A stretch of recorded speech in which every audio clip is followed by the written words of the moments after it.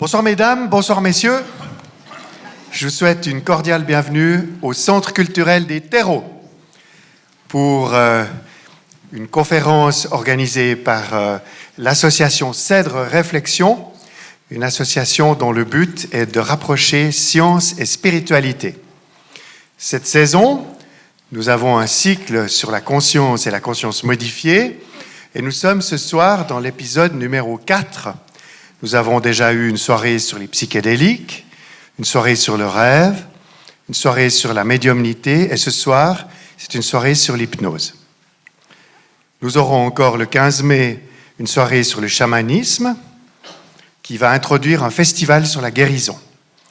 Voilà, donc la soirée se met dans une continuité. Pour ceux qui n'étaient pas là pour les 3 premiers épisodes, vous rappelez que dans le fond, le but, c'est d'explorer la conscience comme une passerelle entre science et spiritualité. Aujourd'hui, au XXIe siècle, nous avons des connaissances extraordinaires grâce aux neurosciences, mais aussi au développement des sciences humaines, au rapprochement avec l'étude des peuples premiers, avec toutes sortes d'expériences de conscience modifiées, depuis le psychédélique jusqu'à la prière, en passant par la méditation, et voilà.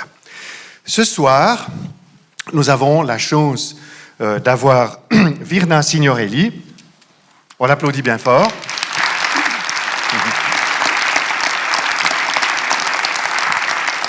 Virna Signorelli est psychologue, psychothérapeute à Genève et elle a un parcours de vie incroyable.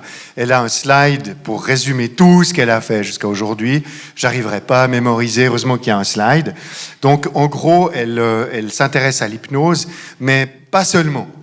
Elle a pratiqué toutes sortes de formes de psychothérapie qui explorent la conscience, dans le cadre de la psychothérapie, mais aussi élargie à d'autres techniques dont elle va nous parler. Ce soir, elle a 1 heure de conférence, je lui poserai quelques questions, et puis vous aurez un micro-baladeur dans la salle, et vous pourrez dialoguer avec Virna. Et c'est un moment que je crois que vous appréciez beaucoup, de pouvoir échanger avec l'orateur. Voilà. Bien. À la fin, je vous donnerai quelques informations sur la suite du cycle sur la conscience pour la saison 2024-2025. Mais pour le moment, place à l'hypnose, la psychothérapie et aux états modifiés de conscience. Virna, tu vas tout de suite les surprendre par un petit exercice. À toi la parole et merci d'être là. Voilà, bonsoir. Merci beaucoup à Jacques de m'avoir invité. Donc effectivement, ce soir, on va parler essentiellement d'hypnose, l'hypnose sous toutes ses facettes, parce qu'aujourd'hui, on a vraiment des multiples façons de pouvoir utiliser cet outil en psychothérapie. Le problème avec l'hypnose, comme avec des concepts, quand on parle d'état modifié de conscience, c'est toujours comment on les vit. Et les comprendre intellectuellement, c'est une chose, mais les vivre intérieurement, c'est une autre. Alors pour entrer dans le vif du sujet, et comme me l'avait beaucoup suggéré Jacques, je vais vous proposer de faire un petit exercice. Alors rassurez-vous, je ne vais pas essayer de repérer dans la salle qui est très suggestible et ensuite le faire ramper et manger un oignon en lui faisant croire que c'est une pomme. C'est pas du tout le but de cette soirée. On va pas être dans l'hypnose de spectacle. On va être dans le thème de l'hypnose dans la psychothérapie, en quoi ça peut ajouter des choses. Mais je voudrais d'abord vous proposer un petit exercice d'hypnose, d'auto-hypnose, parce qu'en fait, l'hypnose, c'est toujours de l'auto-hypnose.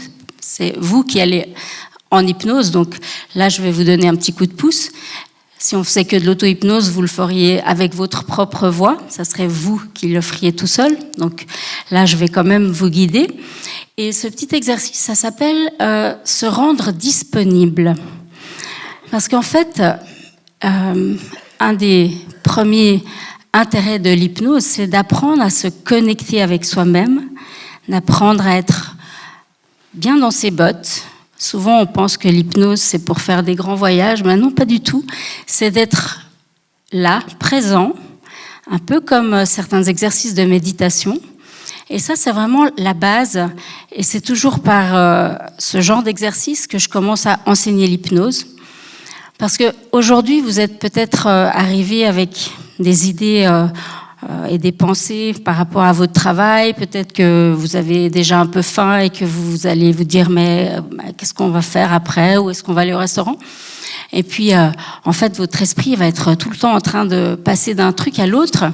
Et moi j'aimerais bien que vous soyez vraiment là, que vous soyez vraiment avec moi, que vous laissez votre esprit prendre ce qu'il y a à prendre, parce que je veux dire beaucoup de choses, peut-être trop, et de laisser votre esprit aller vraiment prendre ce qui est important, et puis d'être vraiment dans ce moment. Alors, vous avez le choix de laisser vos yeux ouverts ou de les fermer. Simplement, si vous les laissez ouverts, je vais vous proposer de juste les laisser un peu flotter, comme ça, de choisir un point devant vous et de laisser votre regard aller se poser sur le point. Et si vous avez les yeux fermés, alors vous allez regarder ce qui se passe simplement à l'intérieur, sans effort, sans chercher à faire quoi que ce soit. Juste entrer en contact, et je vous invite à observer comment vous êtes assis sur la chaise. Peut-être votre corps a envie de s'installer un peu mieux. Laissez-le faire. Peut-être vous allez sentir comment c'est agréable de se poser après une journée. Et je vais vous inviter à prendre juste 3 bonnes inspirations, avec cette intention que sur l'expiration, vous allez laisser partir tout ce qui n'est plus utile, tout ce que vous voulez laisser de votre journée. Aussi simplement que je vous le dis, vous allez juste inspirer, et sur l'expire, vous laissez aller. Et il y a des choses que vous allez laisser aller consciemment, parce que vous savez ce qui vous a tracassé aujourd'hui. Mais vous allez aussi laisser des choses que vous ne savez pas, mais qu'une partie de vous sait qu'il faut le laisser aller. Et ça, c'est très confortable de savoir qu'il y a une partie de vous qui sait tout à fait ce qu'il faut laisser aller. Alors, expirez encore une fois.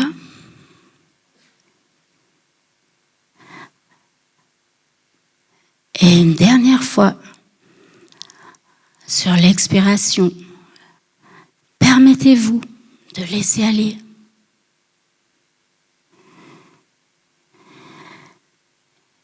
Et vous allez maintenant simplement sentir ce mot: je me rends disponible. Je me rends disponible à moi-même, à ce qui se passe ici. Je suis vraiment là. Je sens mes pieds sur le sol, mon corps assis dans le fauteuil, dans la chaise. Et je sens comme une énergie qui se concentre en moi, quelque chose qui commence à se modifier. Quelque chose qui m'indique que j'atterris vraiment.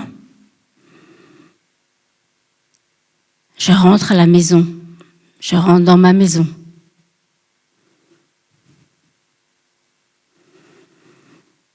Voilà. C'est très bien. Alors, quand c'est OK pour vous, vous pourrez rouvrir les yeux et juste observer. Prenez juste quelques secondes pour observer la différence entre le moment où vous êtes arrivé et puis maintenant. Juste observer.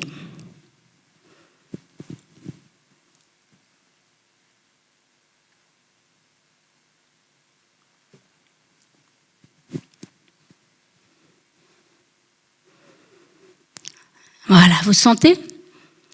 Vous sentez comme quelque chose s'est densifié?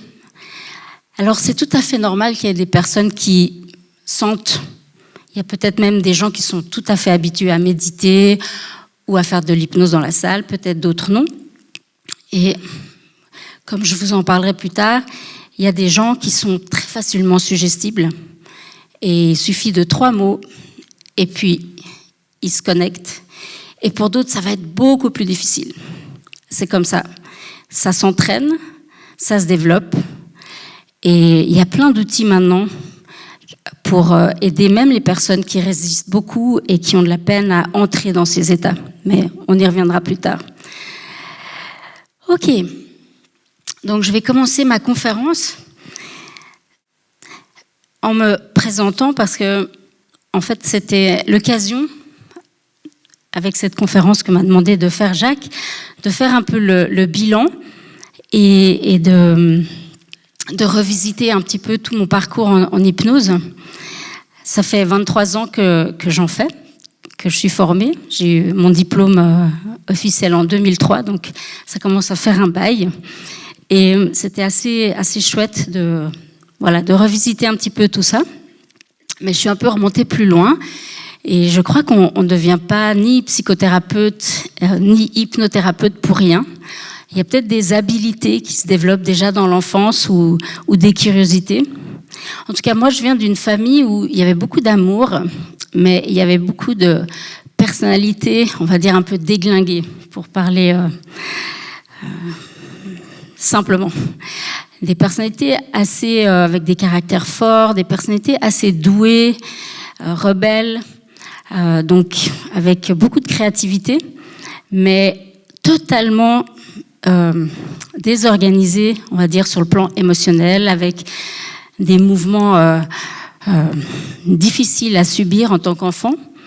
Et moi, je me rappelle que vraiment, j'observais ça et je me disais, mais comment c'est possible que des personnes avec autant de potentiel, avec autant d'amour, soient aussi dysfonctionnelles et peuvent gâcher comme ça la vie de famille, la vie des autres. Donc, c'est vraiment une question qui m'a beaucoup travaillé.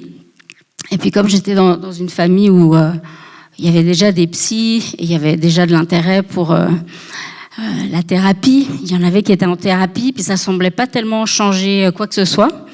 Donc, ça me posait vraiment beaucoup de questions. La deuxième chose que j'ai pensé en préparant cette conférence, qui a été vraiment important pour moi, c'est que quand j'avais 11 ans, mon demi-frère est né, et j'aimais beaucoup m'occuper de lui. J'étais un peu comme une petite maman. Et puis, j'ai pu observer que, en fait, moi, j'arrivais vraiment à lui faire passer des messages. J'arrivais à lui faire obéir où mes parents n'arrivaient pas. Parce qu'eux, ils étaient frontales. Maintenant, tu vas prendre ton bain, ça suffit, nanana, nanana. Et puis moi, je lui disais des trucs du style, mais tu voudrais prendre ton bain maintenant ou dans 5 minutes ?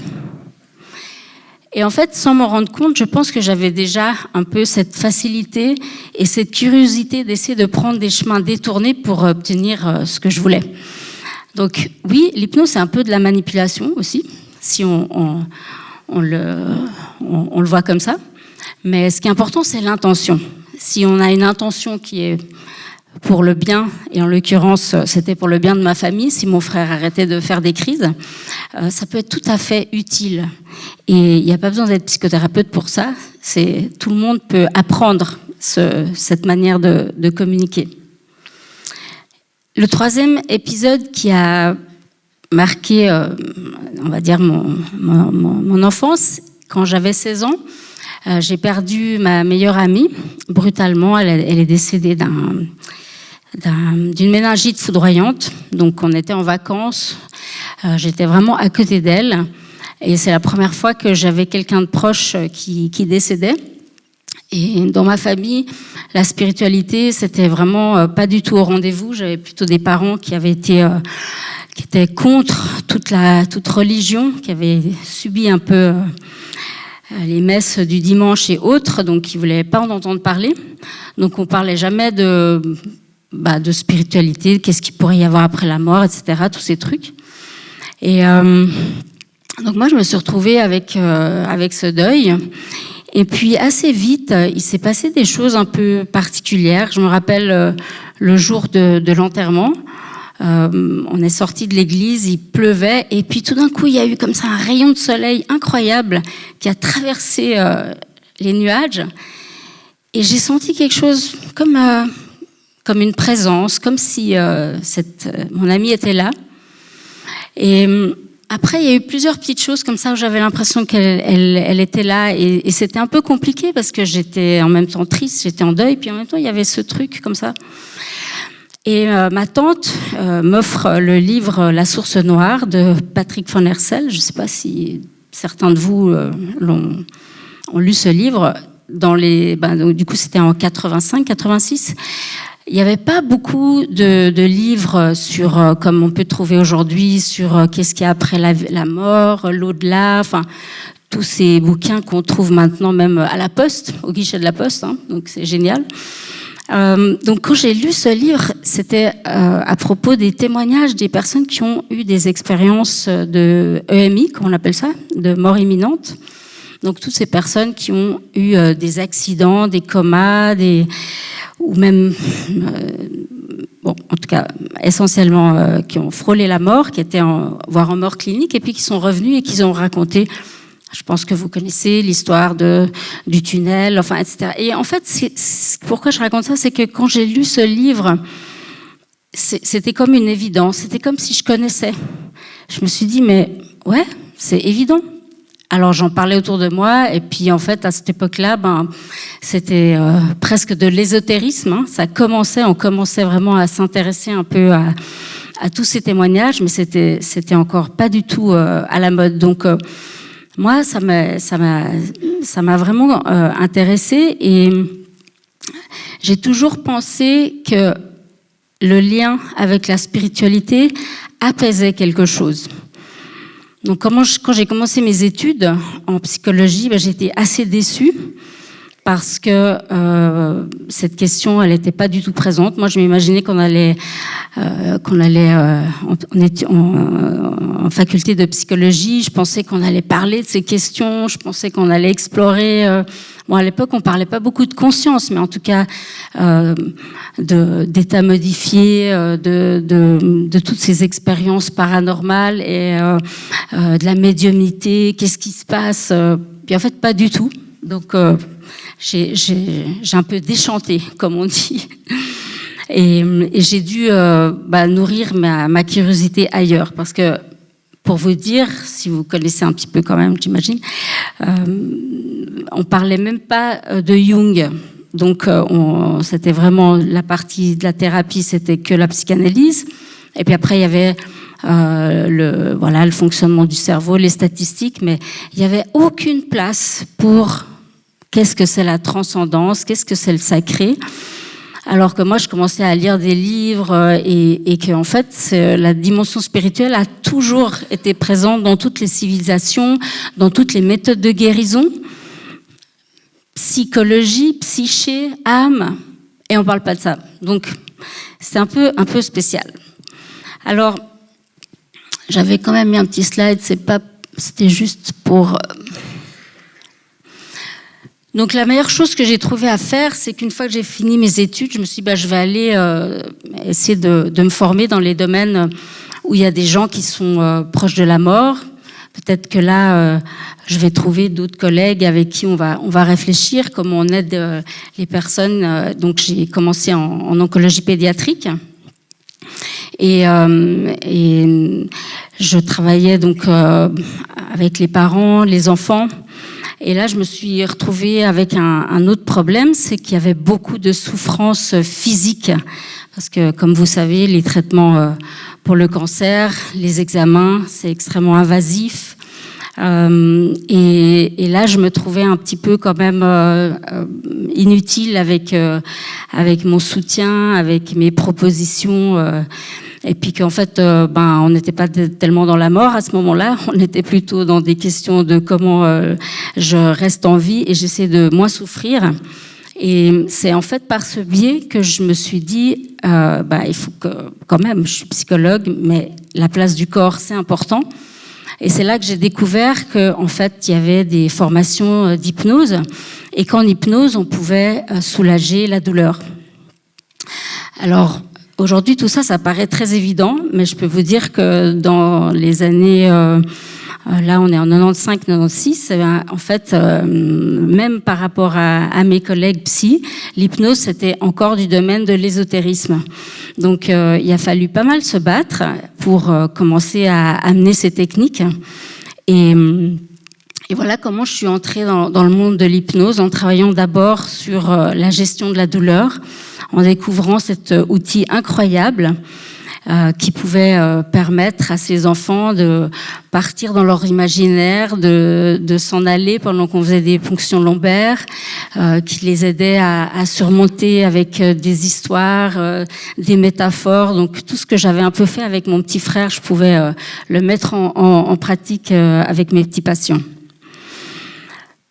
Ensuite, bon, pour toutes sortes de raisons, ça a été un peu compliqué de continuer...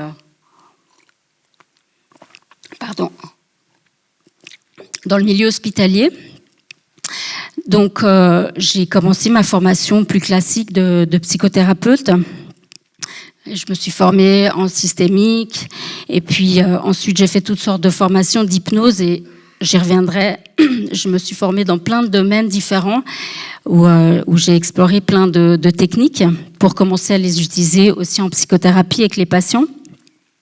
Parce que effectivement, je me suis assez vite rendu compte, ce que j'avais déjà vu un peu dans ma famille, c'est que la connaissance de soi, la psychothérapie, c'est très utile et on peut comprendre beaucoup de choses, mais après, changer, c'est encore un autre chapitre. Parce que maintenant, je sais pourquoi, et on en parlera dans cette conférence un peu plus tard, mais quand on reste dans le domaine conscient, on a un grand risque de rester toujours quand même dans le même angle de vue. Et ce que j'essaierai de vous montrer ce soir, c'est que l'hypnose, ça permet de regarder les choses un peu différemment, de commencer à changer d'angle et à permettre à des nouvelles pensées, des nouveaux comportements de s'installer. Donc, par la suite, juste pour le citer, parce que c'est important dans le domaine des états modifiés de conscience, je me suis aussi formée en EMDR, que j'ai trouvé beaucoup plus précis comme outil pour travailler avec les traumatismes. Et puis finalement, je suis arrivée, forcément, vous savez qu'en ce moment, c'est le renouveau de la thérapie psychédélique et j'ai la chance de travailler en collaboration avec un psychiatre puisqu'en Suisse on peut faire des demandes et appliquer cette thérapie avec certains patients dans certaines conditions. Et donc je me suis formée à cet accompagnement dans les pays où c'est autorisé.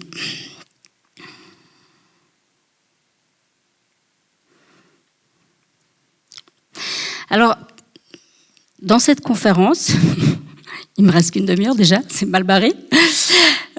J'ai une ambition assez grande, mais Jacques il m'avait aussi suggéré de quand même parler un peu de l'histoire de l'hypnose, de parler des neurosciences. Donc j'ai essayé de tout mettre. Donc je ne sais pas si je vais y arriver. Je vais quand même aborder plein de sujets et je m'excuse d'avance si parfois c'est un peu superficiel, mais on pourra approfondir s'il y a des questions. Et puis aujourd'hui, grâce à Internet et aux livres, on peut tout trouver. C'est pas comme quand je faisais mes études de psycho. Donc, je vais quand même vous donner quelques définitions pour nourrir votre partie mentale et reprendre un tout petit peu, parce qu'il y a des éléments intéressants dans l'histoire de l'hypnose et que moi j'ai traversé en fait dans mes formations, puisque je suis partie de l'hypnose classique pour développer l'hypnose plus contemporaine et terminer avec l'hypnose et la combinaison avec les psychédéliques. Et je trouve que ça correspond un petit peu aussi à l'histoire de l'évolution de l'hypnose en psychothérapie. Donc, je passerai quand même par les neurosciences juste pour vous montrer en quoi ça peut confirmer certaines hypothèses qu'on avait comme cliniciens. Donc, c'est quand même intéressant. Après, il y a tout ce que les neurosciences n'expliquent pas et la nécessité de repenser un modèle de conscience beaucoup plus large. Et pour ça, ça mériterait encore 2 heures de discussion, mais on va essayer de faire simple.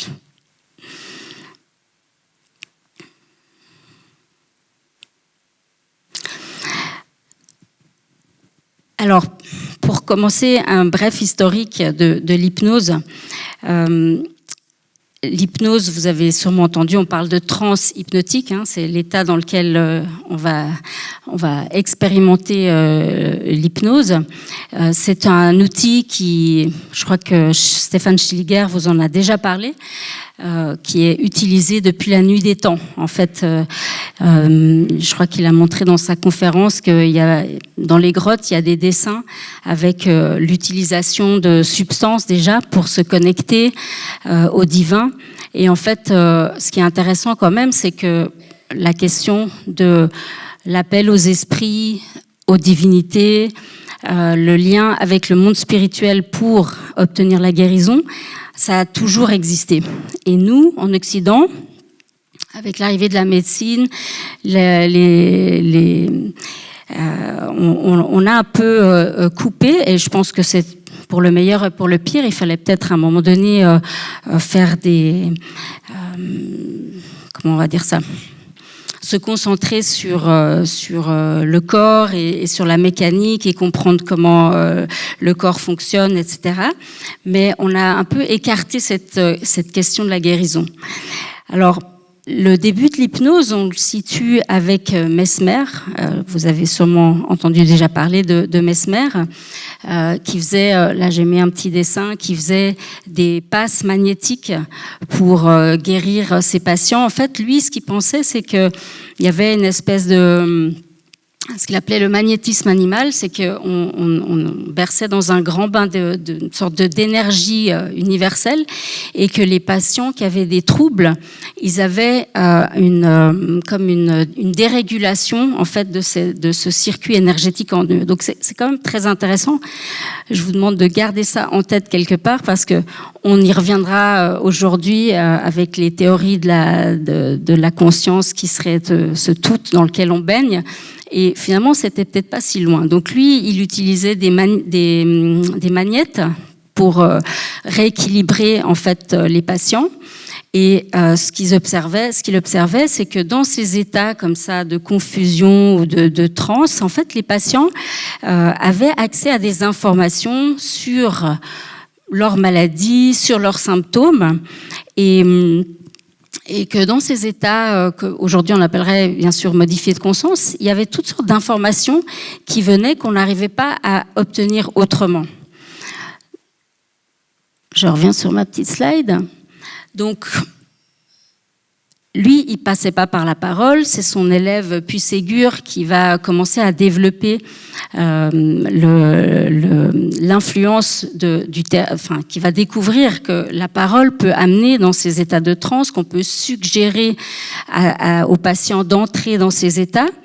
Et puis, petit à petit, avec justement l'arrivée de la médecine et de la psychiatrie, on va pas tellement donner d'importance à toutes ces découvertes. On va continuer à étudier l'hypnose, la médiumnité, la parapsychologie, mais on va classer ça dans les phénomènes un peu ésotériques.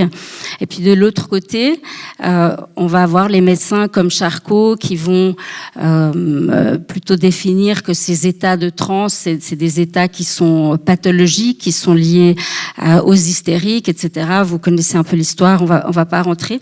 Et Freud ensuite qui va développer cet grand outil de la psychanalyse, la thérapie par la parole, qui va modéliser cette histoire de cet inconscient, l'inconscient freudien qui serait une sorte de réservoir de pulsions, de tout ce qui a été refoulé. Et Freud n'étant pas du tout à l'aise avec l'hypnose, on va complètement écarter l'hypnose en psychothérapie. Donc, je vous fais un très bref résumé, mais c'est juste important d'avoir ça en tête. Et en fait, toute la psychothérapie qui va naître, où on va s'intéresser à la relation, à l'effet du thérapeute, le transfert, le contre-transfert, on va vraiment s'intéresser à qu'est-ce qui peut amener la guérison dans la séance, mais surtout comment accéder à cet inconscient, comment aller dénicher les traumas, etc. Mais vraiment uniquement dans un travail par la parole conscient. Après, comme vous savez, Jung, il n'était pas tout à fait d'accord, hein, et lui, il a parlé d'un inconscient différent, d'un inconscient collectif, d'un inconscient relié à peut-être quelque chose de plus vaste. Et lui, il utilisait ce qu'on appelait l'imagination active. Donc, il avait quand même 2-3 outils qui pourraient ressembler quand même à des états d'hypnose où on utilisait quand même aussi beaucoup l'imagination, où on parlait des symptômes à travers des métaphores, des histoires, etc. Donc, pendant tout le début du XXe siècle, on n'a plus tellement parlé d'hypnose. Donc ça, c'était un petit peu les premières définitions, hein, le magnétisme animal, somnambule artificiel, état de sommeil nerveux. Donc à ce moment-là, l'hypnose, on n'est pas très clair si c'est comme une forme de sommeil. Et d'ailleurs, on va même donner ce nom d'hypnose, hein, qui est le nom du dieu grec du sommeil.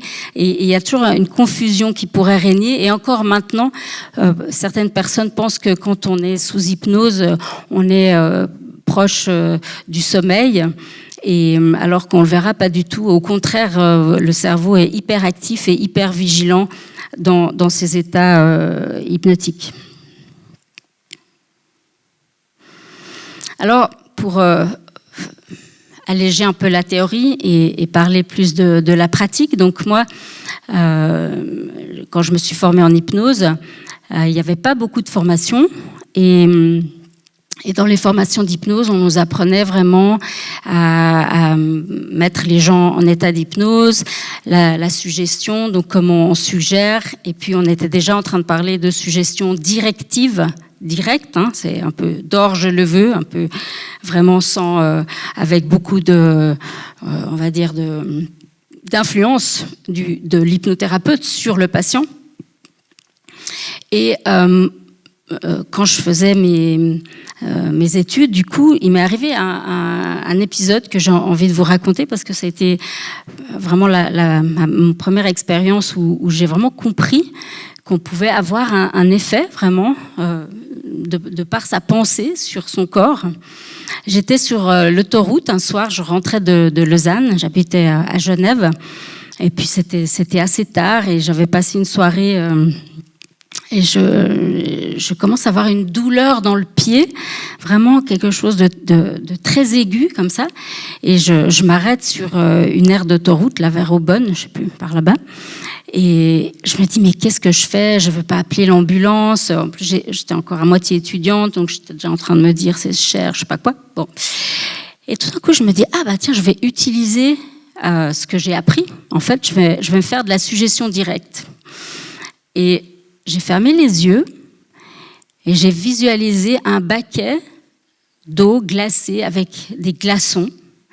Et j'ai mis mon pied en imagination dans ce baquet et je me suis vraiment suggéré, et maintenant ton pied s'endort et la douleur s'en va, mais vraiment aussi simple que je vous dis, et au bout de 5 minutes j'avais plus de douleur. Et je me suis dit, tiens, intéressant, ça marche. Alors cette première expérience, vraiment dans un moment où il fallait que ça fonctionne, me fait faire le lien avec mes premières expériences à l'hôpital avec les enfants, où il y avait beaucoup d'angoisse, il y avait beaucoup de douleur, et je pense que dans ce genre de contexte, une hypnose directe, ça peut être très bien, parce que on n'a pas le temps de raconter et la personne, elle est dans un état anxieux et il faut vraiment la cadrer. Et là, j'ai découvert qu'en fait, l'hypnose directive, ça peut être très utile. Avec d'autres enfants où c'était plus facile, j'ai commencé à vraiment observer justement ce que je vous expliquais. Donc, pendant que l'enfant fait un soin, on va lui proposer d'aller ailleurs. Et donc ça, c'est ce qu'on appelle cet état dissociatif de l'hypnose, où on est un peu là, mais en même temps, on n'est pas là. Et pendant qu'on n'est pas là, on peut complètement se déconnecter de son corps et être complètement dans un autre endroit et ne plus ressentir, ne plus être complètement là. Il y a toujours une petite partie de nous qui sait qu'on est là, mais on n'est plus là. Donc ça a été vraiment le début de ma pratique d'hypnose, de pouvoir jouer avec ces techniques. Donc, 2 notions importantes que vous devez retenir pour l'hypnose, c'est vraiment l'aspect de la suggestion. Donc, comme je vous ai expliqué, qui peut être directive ou non. Donc, non, ça veut dire permissive. Ça veut dire on va dire à la personne, peut-être que vous allez entrer en transe tout de suite ou peut-être un peu plus tard. Peut-être que vous allez sentir quelque chose de lourd, mais peut-être pour vous, ça sera plutôt léger. Donc, on laisse la personne naviguer, on la laisse s'approprier ce qui est juste pour elle. Et ça, c'est beaucoup plus utilisé en psychothérapie. La dissociation, moi je me rappelle quand j'étais dans mes premières formations d'hypnose, il y avait beaucoup de débats parce que la dissociation, c'est un état pathologique, etc. Donc est-ce qu'on peut parler de la dissociation en hypnose? Est-ce qu'il ne faudrait pas que ça soit un autre mot? Bon, maintenant on sait que oui, la dissociation, le trouble dissociatif, c'est un état pathologique, mais la dissociation, en fait, c'est un état, c'est une fonction, on va dire, qui est tout à fait utile. Vous savez que quand on travaille avec les personnes qui ont eu des graves traumas, elles racontent que, en fait, pour supporter, par exemple, dans le cas d'abus, les personnes, pendant qu'elles se font abuser ou agresser, elles sont ailleurs. Elles sont pas là, elles quittent leur corps. Dans des accidents de la route, on a eu beaucoup de témoignages aussi que les personnes, par exemple une mère pour s'occuper de son enfant dans un accident de voiture, alors qu'elle saigne et que si elle se rendait compte qu'elle est en train de saigner et qu'il lui manque un bout de bras ou je sais pas quoi, elle va pas le sentir, pas le vivre et elle va pouvoir s'occuper de son enfant. La dissociation, c'est aussi important pour une question de réorganisation de la pensée. Parfois, et ça c'est intéressant surtout en auto-hypnose, le simple fait de prendre un temps pour vous, de partir ailleurs, ces moments-là, quand vous revenez, un peu comme ce qu'on a fait tout à l'heure, vous êtes plus présent, vous êtes plus là. Donc, la dissociation, c'est vraiment quelque chose qui fait partie d'une fluctuation, hein, on pourrait dire, de la conscience et qui est un outil important avec lequel on va jouer en hypnose.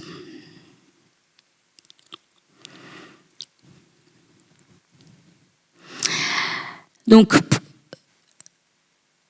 pour revenir à l'histoire, donc dans les années 50, on a tous entendu parler, je pense, de Milton Erickson, qui était un psychiatre américain. Et lui, il va vraiment révolutionner complètement la prise en charge, enfin les outils et le développement de l'hypnose en psychothérapie. Pour lui, l'inconscient, c'est plus un réservoir de ressources, de pulsions et autres. C'est un inconscient où on a accumulé toutes nos expériences positives, où on a toutes les ressources qui sont à disposition. Et cet inconscient aussi, il contient toutes nos mémoires d'apprentissage, hein, parce que il avait déjà compris intuitivement que l'importance justement de cet inconscient qui travaille pour nous. Bêtement, sur le plan moteur, vous n'avez pas besoin de vous dire chaque fois que je marche, je dois penser à mettre un pied devant l'autre. Donc tous ces automatismes, tout ce qui est dans notre inconscient est là pour nous dégager la pensée et nous permettre de consciemment fonctionner sans devoir penser à toutes sortes de choses automatiques qui sont nécessaires. Bon. Alors, ce qui est intéressant, c'est que lui, il y a beaucoup de débats, il parlait d'une partie sage en nous qui sait. Et ça, en fait, je le mentionne ici parce qu'on y reviendra un peu plus tard, c'était pas tout à fait que l'inconscient. Le problème, c'est que Erickson, il n'a pas trop théorisé. C'était quelqu'un qui était très inspiré. Il y a des gens qui disent qu'il était un peu chaman. Et il parlait de cette partie sage qui sait. Alors, je pense qu'aujourd'hui, on pourrait parler d'une sorte de conscience supérieure ou quelque chose qui était connecté à quelque chose de beaucoup plus large. Mais j'y reviendrai plus tard. C'est une hypothèse. En tout cas, à l'époque, ce qui était important, c'est qu'il a vraiment développé des outils comme le langage, comme justement passer par les images pour faire changer les gens, des histoires. Il baladait les gens. Bon, si vous avez l'occasion une fois de voir les rares vidéos qu'on a de lui, c'est passionnant et c'est difficile de l'imiter. En fait, ce qui se passe, c'est qu'il était connecté. Il était connecté et il se connectait aux patients. Et c'est ça aussi qui va amener dans la thérapie. Il y a d'autres thérapeutes qui vont appeler ça la résonance. C'est quand vous guidez un patient en hypnose, si vous vous mettez en résonance avec lui, vous allez avoir des mots qui viennent, vous ne saurez pas pourquoi vous dites ça, alors qu'avec un autre patient, vous n'aurez pas dit ça. Et malgré le protocole que vous essayez de suivre, si vous êtes connecté, il y a des informations qui vont venir et qui vont être pertinentes. Et souvent, les gens, ils vous disent, c'est marrant parce qu'au moment où vous avez dit ça, j'étais exactement là. Donc tout ça, c'est grâce à Erickson. Et même si lui, il était quand même très directif d'une certaine façon et qu'il ne faisait pas beaucoup parler les patients, d'une certaine façon, il a quand même mis le pied dans l'étrier pour qu'on redonne au patient sa propre capacité de se guérir, de se développer, d'avoir des outils. Et ça, il faut penser que dans les années 50, on était quand même encore dans un modèle assez patriarcal et médical de la psychothérapie, parce que même en psychanalyse, c'était quand même les interprétations du psychanalyste qui faisaient foi et on laissait pas vraiment de place à l'idée que le patient lui-même, il avait des capacités d'auto-guérison. Donc, pour prendre une petite image, l'hypnose commence à ressembler à ça, un thérapeute qui va aider la personne à entrer en transe et à trouver petit à petit ses propres ressources et sa façon, avec sa partie sage, avec tout ce qu'elle a dans son inconscient, d'aller vers sa propre guérison.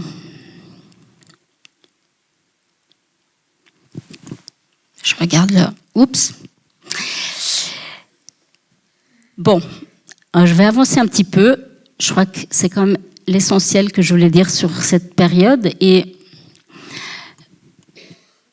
à ce moment-là, on va commencer vraiment à parler de cette notion de transe hypnotique, la transe qui était un peu réservée à une connotation culturelle, la transe dans les sociétés plus primitives ou par exemple en Italie, c'est transe en Sicile. Donc, on va commencer à vraiment parler de transe hypnotique qui n'est pas la même que la transe médiumique ou la transe chamanique, puisque dans la transe hypnotique, il y a quand même toujours un hypnothérapeute qui va suggérer et amener le patient à être en transe. Donc, à partir de ces années-là, ce qui est quand même intéressant, c'est vraiment tout le développement de la psychothérapie. Donc, on va avoir les psychothérapies cognitives qui commencent. La PNL va s'inspirer beaucoup de la communication hypnotique. Et on va aussi avoir la naissance de la psychologie transpersonnelle avec Stanislas Grof, qui va d'abord travailler avec les psychédéliques, avec les patients, et puis ensuite, à cause des interdictions, il va mettre en place la respiration holotropique, qui est une méthode de respiration où vous allez dans des états modifiés de conscience très puissants, qui sont assez proches de ce qu'on peut parfois observer même avec substance. Et puis, ça va être un peu ce qu'on appelle le début du New Age qui va commencer avec toutes ces méthodes de guérison. Et on va progressivement un petit peu ramener le sacré, ramener la question du mystère, en fait, de qu'est-ce qui guérit en fait et qui peut aider au-delà de la relation patient-thérapeute.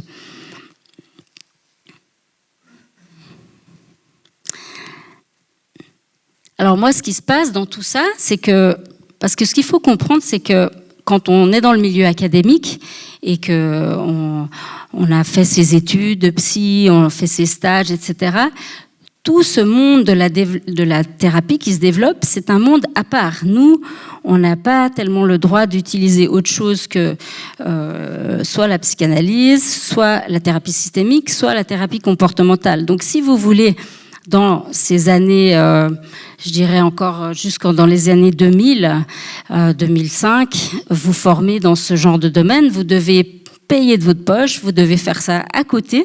C'est pas considéré comme des outils dans la psychothérapie.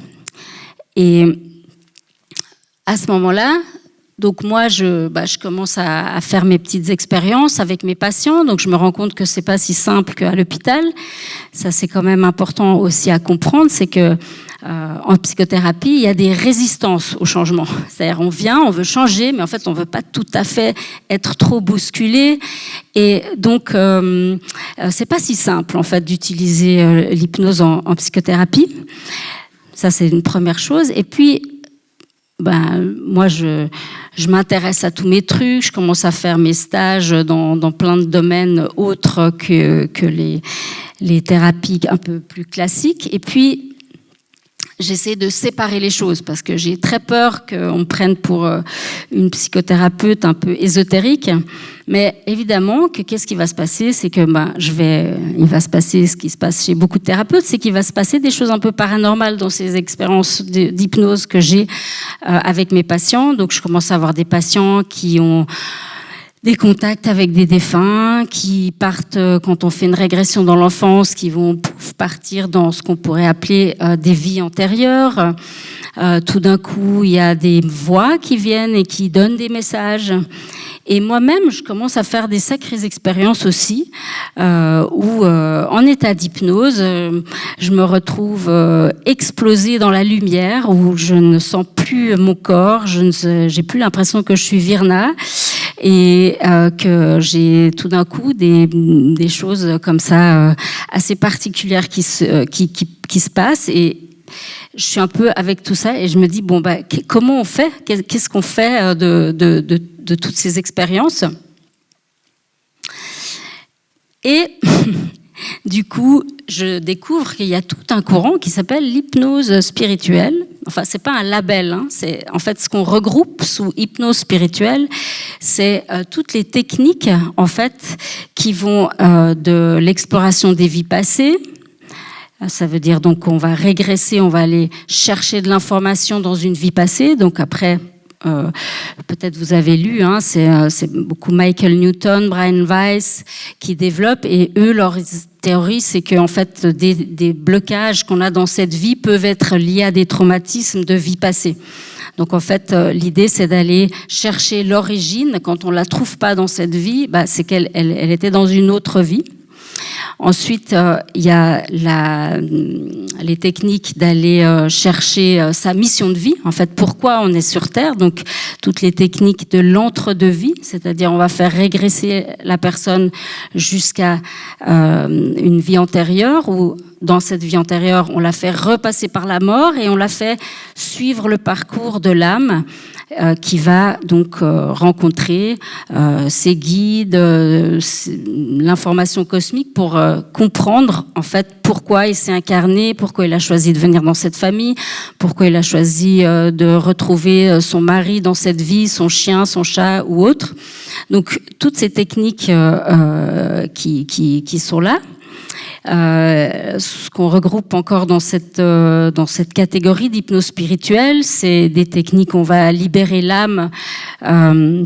Ça ressemble un petit peu à ce qu'on trouve dans le chamanisme, hein, comme si quand on a un traumatisme, il il y a un peu la personnalité qui explose et comme s'il y avait des bouts de nous-mêmes qui restent bloqués et on va rapatrier ces bouts d'âme. Et puis, bien sûr, donc la communication avec les défunts, donc mettre la personne en état d'hypnose dans une certaine vibration pour qu'elle puisse communiquer avec des personnes qui sont décédées.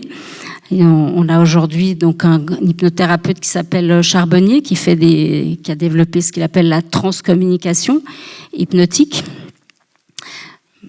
Peut-être vous avez entendu parler.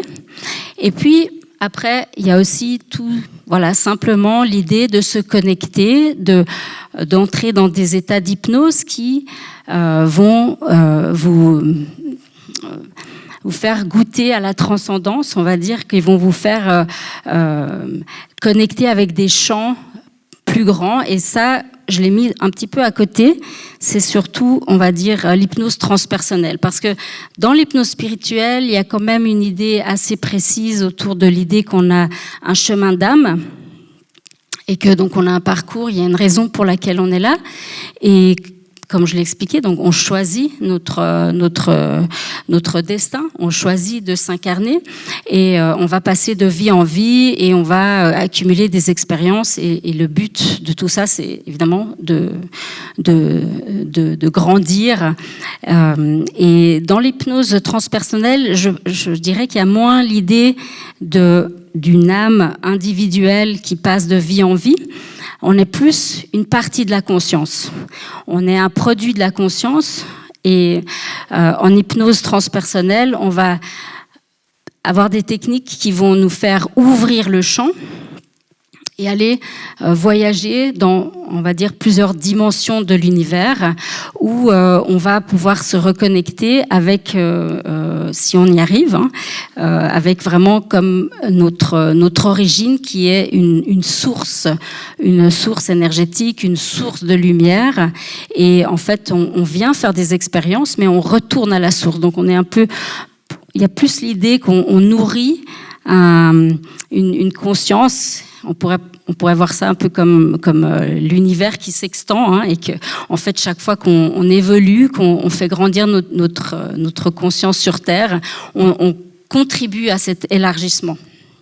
Donc c'est pour ça que j'ai mis un petit peu je vais un peu plus vite, mais donc ce qui est fantastique aujourd'hui, c'est qu'on peut trouver ce genre de truc sur Internet. Donc vous pouvez faire une formation et donc, dans cette formation, vous allez apprendre à faire tout, en fait. Donc, pour perdre le poids, pour le tabac, pour hypnomagnétisme même, spirituel, sexologie, hypnobébé, enfin... Moi, je trouve ça fantastique. Imaginez, quand moi j'ai commencé l'hypnose, il y avait genre 3 formations en français. Donc, je me dis, chouette. Donc, peut-être que on pourrait prendre cette image pour représenter plus ce que c'est l'hypnose aujourd'hui. En tout cas, une des possibilités, parce que, comme je vais y revenir, on n'est pas obligé d'aller chaque fois jusque-là en hypnose. Peut-être parce qu'on va pas avoir le temps, je vais pas avoir le temps de développer, mais j'aime bien cette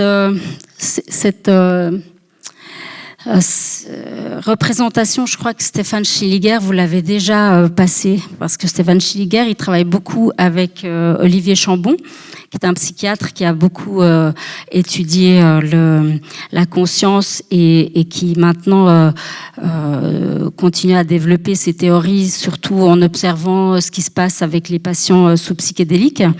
Et là, on voit bien en fait que on pourrait...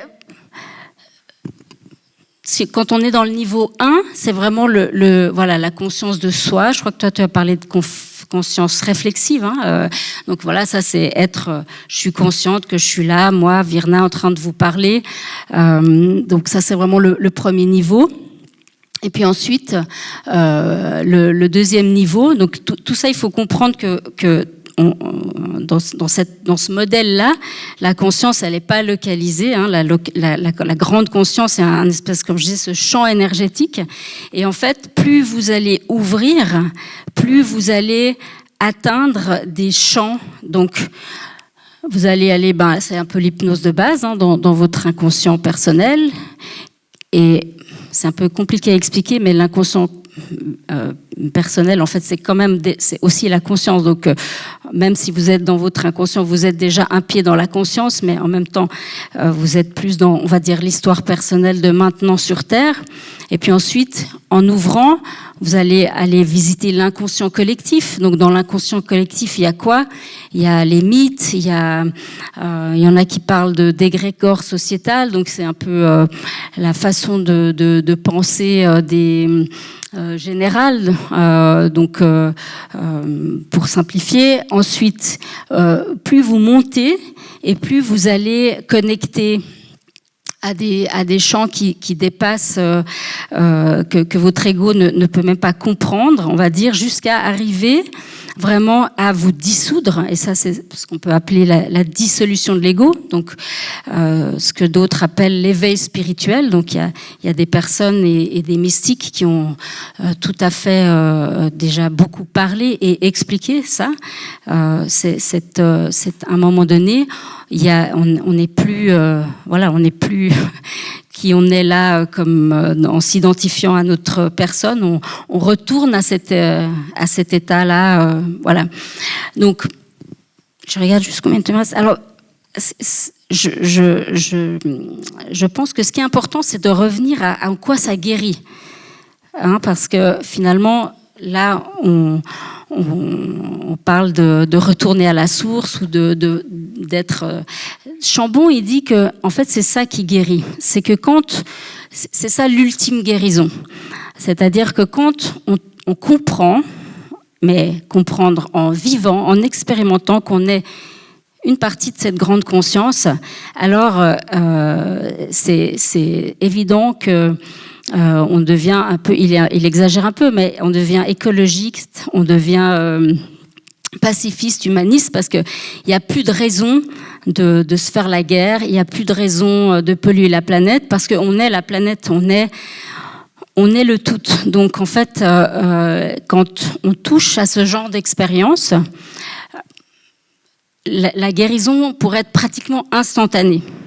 Alors c'est un petit peu plus compliqué que ça, mais c'est vrai que aujourd'hui, avec la renaissance des psychédéliques en thérapie, je vais vous expliquer après un petit peu plus en détail, mais les études montrent que les patients qui guérissent le mieux avec ces traitements psychédéliques, c'est ceux qui ont eu ce genre d'expérience, parce que pas tout le monde va jusque-là, hein, dans ces expériences psychédéliques, mais que la connexion à la transcendance, au sacré, le retour à cette compréhension de où on vient, en fait, c'est ça qui va vraiment permettre une guérison beaucoup plus profonde.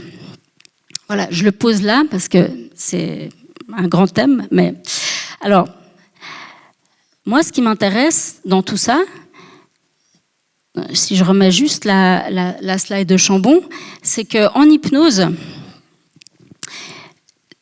c'est assez rare de dépasser quand même le niveau, on va dire 2.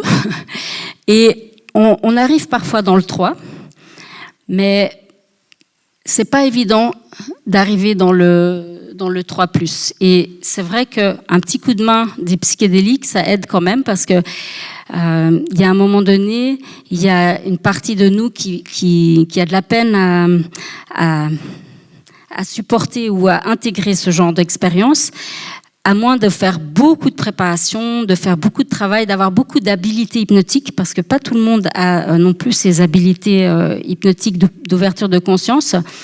Donc, ce que je trouve intéressant, c'est de connaître ces espaces, de cibler les outils pour voir à quel endroit c'est intéressant d'aller selon quelle problématique on a. Et comme il ne reste pas beaucoup de temps, je vais être obligée d'aller à l'essentiel, ce qui est toujours difficile pour moi, mais on va devoir... Ah non, on ne va pas zapper les neurosciences quand même, je vais y revenir après. On parlera, s'il y a des questions. D'accord, alors... Alors, je reviendrai quand même aux neurosciences parce que il y a des choses intéressantes, mais je vais juste. Donc, pour moi, l'idée, c'est que aujourd'hui, on a connaissance, et ça, c'est un immense changement et c'est un immense espoir pour la guérison. Et par exemple, quelqu'un qui vient pour une phobie des insectes ou une problématique de douleur, je ne suis pas sûre qu'il y a besoin de l'emmener jusqu'à la connexion à la source. Et je pense que utiliser, comme je disais, l'hypnose classique, la suggestion, la transformation d'une douleur, ça peut tout à fait fonctionner très bien avec les outils de base. On a le MDR aussi qui fonctionne bien, même pour la douleur. Le MDR qui est aussi un outil qui amène dans des états modifiés de conscience. Pas tout le monde est d'accord sur ce sujet, mais moi je fais partie de ceux qui pensent que c'est ça. Si vous avez un patient qui vient pour un deuil pathologique, peut-être que là, c'est pas mal d'avoir un peu ces notions et ces outils d'hypnose spirituelle, parce que peut-être que l'aider à se connecter, à découvrir qu'il y a peut-être quelque chose après la mort, avoir une communication avec la personne qui est décédée. Donc, ça pourrait peut-être être plus utile que l'hypnose classique. J'ai mis aussi l'IADC, Brigitte, elle vous en a parlé, c'est aussi une technique dérivée de l'EMDR pour la communication avec les défunts. Et pour les situations plus complexes, comme la dépression, les addictions, où justement ce mode par défaut, dont j'aimerais quand même parler 2 minutes, est très activé, peut-être qu'il faut passer à des méthodes un peu plus pushy, parce que qu'est-ce qui se passe dans un cerveau de personnes dépressives ou qui a des troubles obsessionnels? En fait, c'est on découvre, et ça c'est aussi quand même grâce aux neurosciences, c'est que ces personnes, elles ont un mode par défaut qui tourne en boucle. Donc, c'est des personnes qui vont ruminer, qui vont toujours penser justement dans les mêmes endroits, dans les mêmes. Michael Pollan, dans son bouquin, il donne une image que je trouve pas mal. C'est imaginez un champ avec de la neige fraîche, et puis vos pensées, c'est une luge.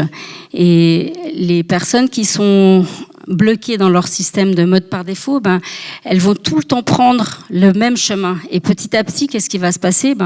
La luge, elle va creuser, et puis en fait, le sillon, il va être de plus en plus profond. Et la personne, elle n'arrive plus à penser autrement. Elle n'arrive plus à voir qu'en fait, le champ, il est immense, et puis elle pourrait faire peut-être de la luge là, parce que ça pourrait être sympa. En plus, il y a des bosses, ou bien ça, là-bas, ça va un peu plus vite, c'est marrant.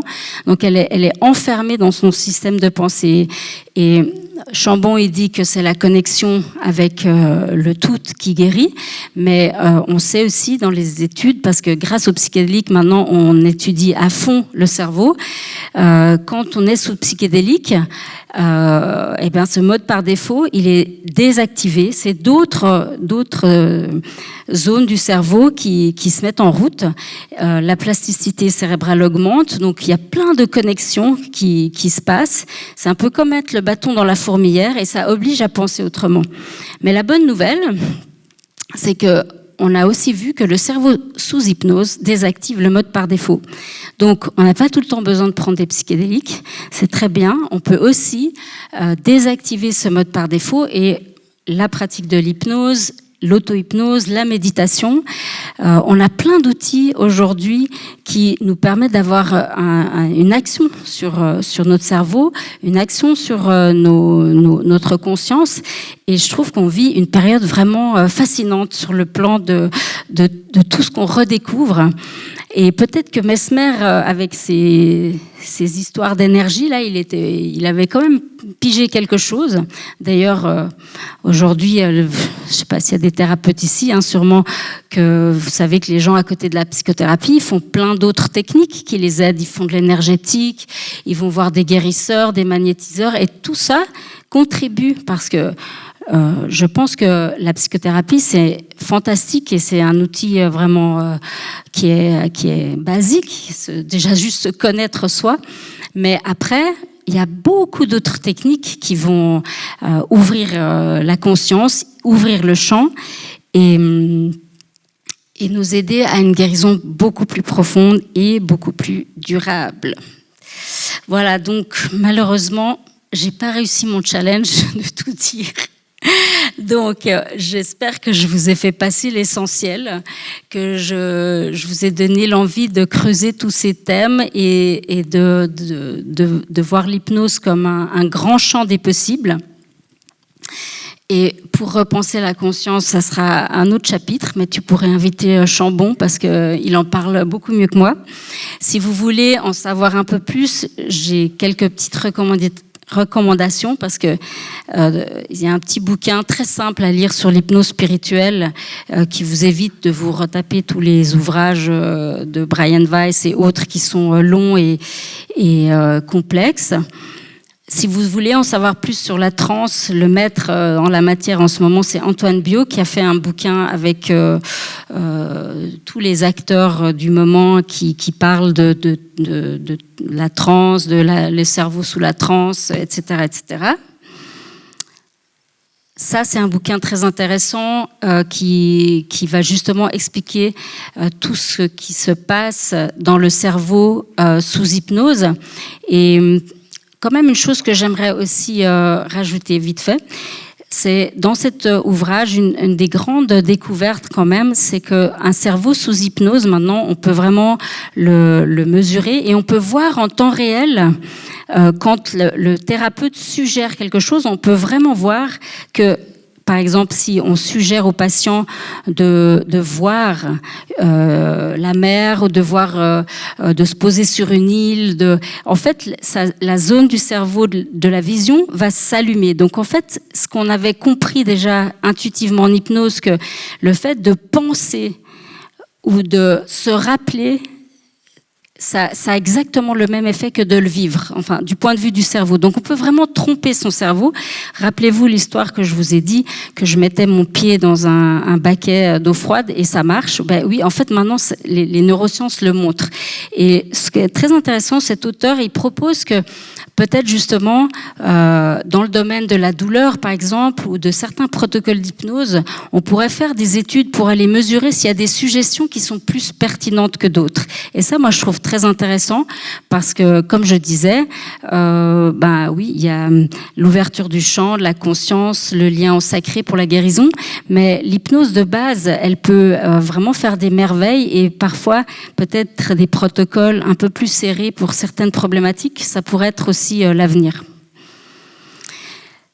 Si vous voulez vous intéresser plus à la conscience, à toutes les recherches, à tout ce qui se dit aujourd'hui, je vous conseille cet excellent bouquin de Les mystères de la conscience, mais un autre qui vient de sortir sous la direction d'Evelyne Josse, qui est une hypnothérapeute belge, où elle a vraiment choisi une palette d'auteurs incroyables et qui ils vont tous de leur expérimentation et explication et comment aujourd'hui on peut penser la conscience. Le petit schéma que je vous ai montré vient de ce livre-là de Olivier Chambon qui s'appelle L'éveil psychédélique.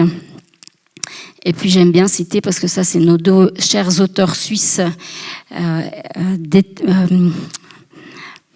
Sylvie Détiola et Claude Charles Fourier, qui sont des explorateurs et des personnes qui depuis 20 ans œuvrent pour récolter les témoignages, aider les gens qui font des expériences d'état modifié de conscience paranormale. Ils ont le centre Noésis et leur livre est absolument fascinant. Donc si vous voulez tout savoir sur les états modifiés de conscience, puisque j'ai pas eu le temps d'en parler plus, qu'est-ce que c'est, quelles sont toute la palette en fait des expériences qu'on peut vivre, les sorties du corps, où on en est avec les EMI, etc.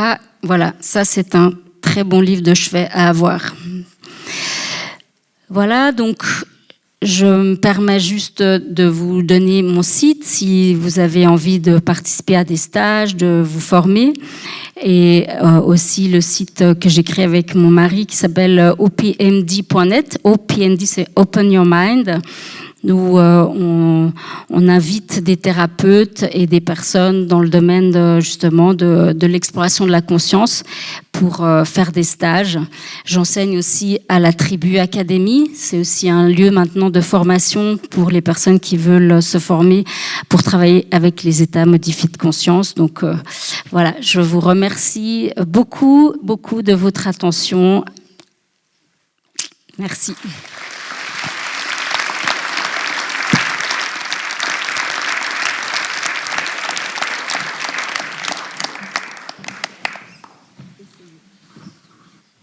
Eh ben, dis donc. Moi, je vais te dire un truc. Je me suis complètement fait hypnotiser par ta conférence. Parce que tu nous as embarqués. Tu nous as embarqués depuis les racines de l'hypnose 19e siècle jusqu'à ces réflexions extrêmement contemporaines sur ce que c'est que la conscience, incluant les neurosciences, la clinique, enfin, c'est absolument magnifique. Et en même temps, tu nous rappelles nos origines mystérieuses, les peuples premiers, le chaman, enfin. Donc, j'ai encore des étoiles plein les yeux. Félicitations et merci beaucoup. Voilà.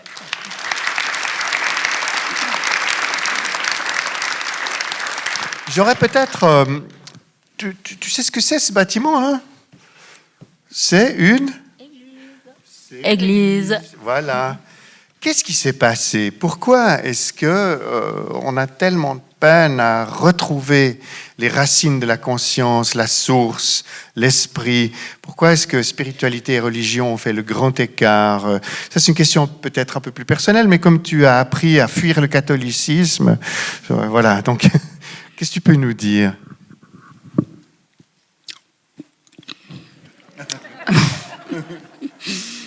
C'est à moi que tu poses cette question. C'est pour entamer une petite discussion, parce qu'il y a des trésors dans ce que tu nous dis. Alors, moi, je suis qui pour répondre à une question pareille? Je peux que te dire ce que... pour moi, l'histoire de l'humanité, c'est... J'aime bien cette idée qu'on ait des petits bouts de conscience et que la conscience, elle vient s'amuser sur Terre. Alors, elle fait des expériences et on est quand même en 2023, 24, pardon, excusez-moi, ça c'est un peu le stress qui est en train de redescendre là. Et on est au bord de la éventuelle troisième guerre mondiale. On est encore dans des histoires complètement basiques. Donc, moi, ça m'aide à me dire que il y a peut-être pas une logique au sens comment dire ça, se couper pour moi se couper du lien à notre essence, ça a sûrement un sens pour la conscience c'est comme si la conscience elle sait. Elle vient peut-être essayer des trucs où elle sait pas. Je sais pas comment expliquer ça. Du coup, à un moment donné, je pense que dans notre histoire aussi, avec le développement de la médecine, de la psychiatrie, il fallait passer par là, il fallait couper.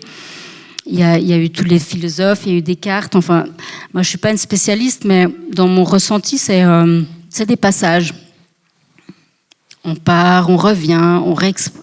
Bon, et mon espoir, c'est que un jour, ça va se calmer et puis on va rester connecté tout le temps avec ce qu'on est vraiment. Ça va comme réponse? Ouais, c'est super.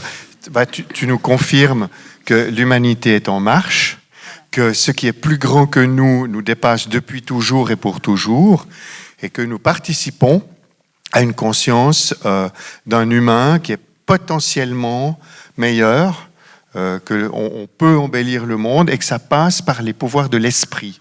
Et ça, quelque part, c'est le dialogue entre spiritualité et religion. Alors bon, on va pas faire de la théologie ici, hein, t'es pas venu pour ça, mais je crois que c'est un message important de renouer, puisque c'est l'association, cette réflexion, les rapports entre science et spiritualité. Et l'exploration de la conscience, c'est typiquement ce genre de passerelle, ce genre d'exploration. Et c'est très bien que tu sois laïque et que tu nous fasses des propositions d'hypnose spirituelle et transpersonnelle, parce que c'est comme ça qu'on est plus près du réel, de l'expérience, du vécu. Et moi, je suis arrivé à la conclusion, après 45 ans de psychiatrie, que dans le fond, l'univers est un esprit et que la matière se spiritualise. Donc, voilà, l'esprit est dans le cerveau, mais le cerveau est dans l'esprit. C'est réciproque. Donc, on est très proche, en tant que psychiatre, aussi en tant que chrétien, dans cette maison, j'ose le dire. D'ailleurs, il y a beaucoup de textes qui nous rappellent le pouvoir du grand esprit, comme je dis aux étudiants en médecine. Parce que si je leur dis Saint-Esprit, ils font comme ça. Mais si je dis le grand esprit, ça les intéresse beaucoup. Donc, voilà. Je te remercie de mettre des mots comme ça un peu précis sur ma pensée. Mais effectivement, finalement, c'est des concepts.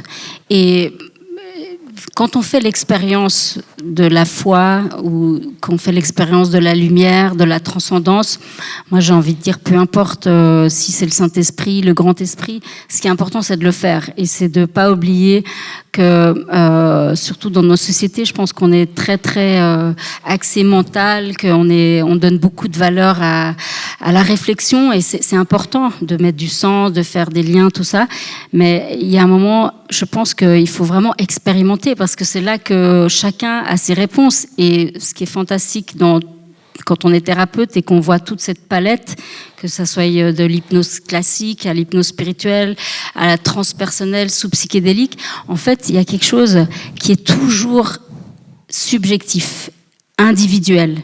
Il y a des points communs, mais il n'y a pas deux expériences qui se ressemblent. Et ça, je trouve que c'est très important parce que ça donne une variété de compréhension et d'explication qui fait que c'est bien qu'il y ait du mystère parce que c'est pas explicable et chacun va vraiment se réapproprier, je crois, sa façon de vivre le sacré, de vivre sa reliance.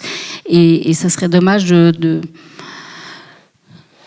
trop conceptualiser, laisser la liberté à chacun de le découvrir en fait, mais de le découvrir parce que c'est ça qui est pas tellement encouragé.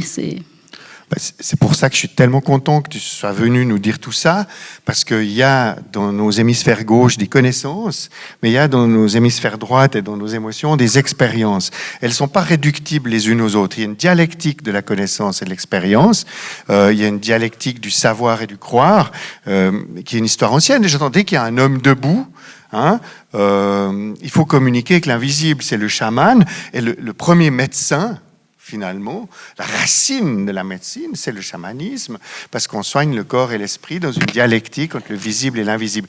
D'ailleurs, Hippocrate était prêtre d'Asclépios, et ils font de la médecine classique. Donc, c'est passionnant ce que tu nous racontes, parce que ça nous donne des chemins d'expérience qui augmentent nos connaissances, et ça fait évoluer quelque chose de collectif où on est rassemblés. Bon, on n'est pas là pour faire de la prédication. Les gens sont venus aussi pour poser des questions. Et si tu es d'accord, Virna, on va donner la parole à nos risques, et surtout au tien, au public. Alors, micro-baladeur, qui se lance pour une première question? Il y en a une au premier rang, là, ça tombe bien. Bonsoir, merci beaucoup pour tout ce que vous nous avez raconté ce soir. J'avais une question par rapport aux constellations familiales. Est-ce que ça ne se rapprocherait pas aussi un peu de l'hypnose, puisque l'idée des constellations, ce n'est pas de penser avec sa tête, mais de ressentir avec son corps, et donc voilà. Est-ce que c'est aussi un état modifié, ou comment vous percevriez ça? Alors, tout ce qui est état modifié de conscience n'est pas de l'hypnose. Donc, l'hypnose implique une technique, implique une direction. Après que l'état hypnotique ressemble à certains états, c'est possible, puisque en fait, après, on entre dans un état modifié de conscience. Donc, une fois qu'on est dans un état modifié de conscience, ils se ressemblent un peu tous. Mais je crois que c'est d'abord l'intention, l'objectif, le cadre. Tout ça fait qu'on va parler d'hypnose et de transe hypnotique ou de constellation familiale ou de respiration holotropique. Enfin, donc, ce qui est intéressant dans les constellations familiales, c'est qu'effectivement, il y a un moment, on n'est plus dans la réflexion, on est justement dans l'expérience. Ouais. Merci. La discussion se poursuit.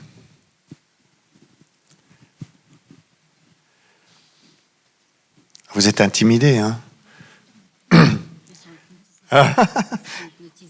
Ils sont hypnotisés, non? En fait, je vous ai hypnotisé pour que vous posiez aucune question. tu sonnes la petite cloche pour les réveiller? Oui, ici. Luc Recordon. J'ai une bête question de compréhension. Je n'ai pas compris tout à fait ce qu'était EMDR et IADC. Merci, vous faites bien de poser la question dans ma course contre la montre. Le MDR, c'est une technique qui s'appelle Eyes Movement Desensibilization and Reprocessing. Donc, c'est une technique où on va faire bouger les yeux et c'est une technique de désensibilisation des traumatismes. Donc, c'est une technique qui est réservée en principe aux psychothérapeutes qui ont une formation de base en psychothérapie parce qu'on va justement activer des traumas, des souvenirs qu'il faut savoir ensuite gérer. Et l'IADC, c'est Induce After Death Communication. En français, on appelle ça la SIAM, communication induite après la mort. C'est une technique qui est dérivée de l'EMDR, qui est ciblée sur le deuil.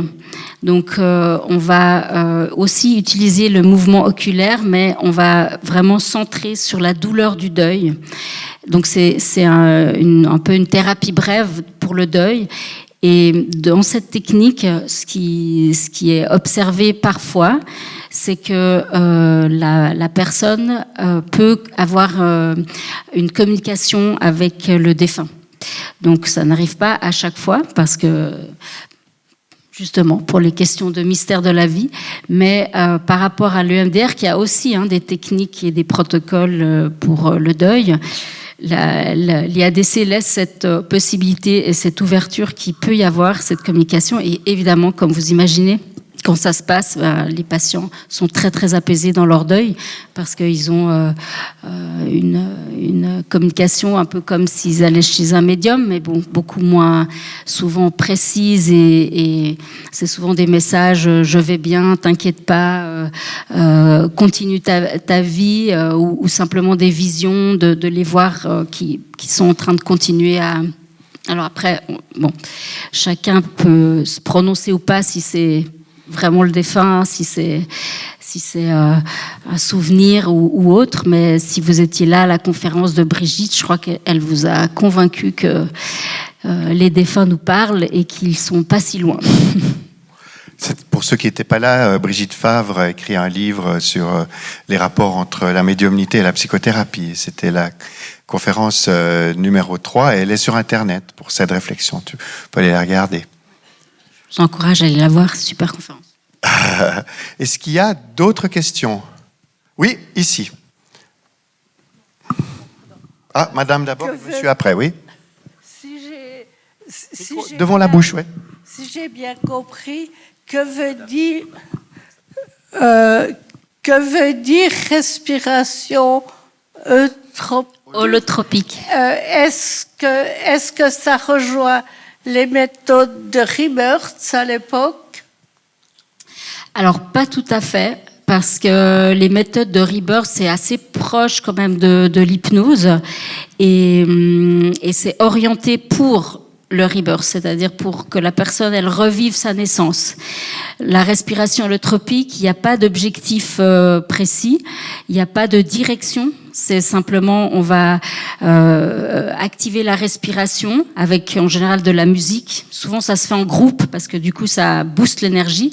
Et puis, à un moment donné, les personnes partent dans des états de transe et elles vont où elles doivent aller. Alors, c'est vrai que dans cette technique, il y a souvent des personnes qui revivent leur naissance. Je sais pas pourquoi, mais c'est souvent comme ça, mais pas que. Donc, Merci. Emmanuel?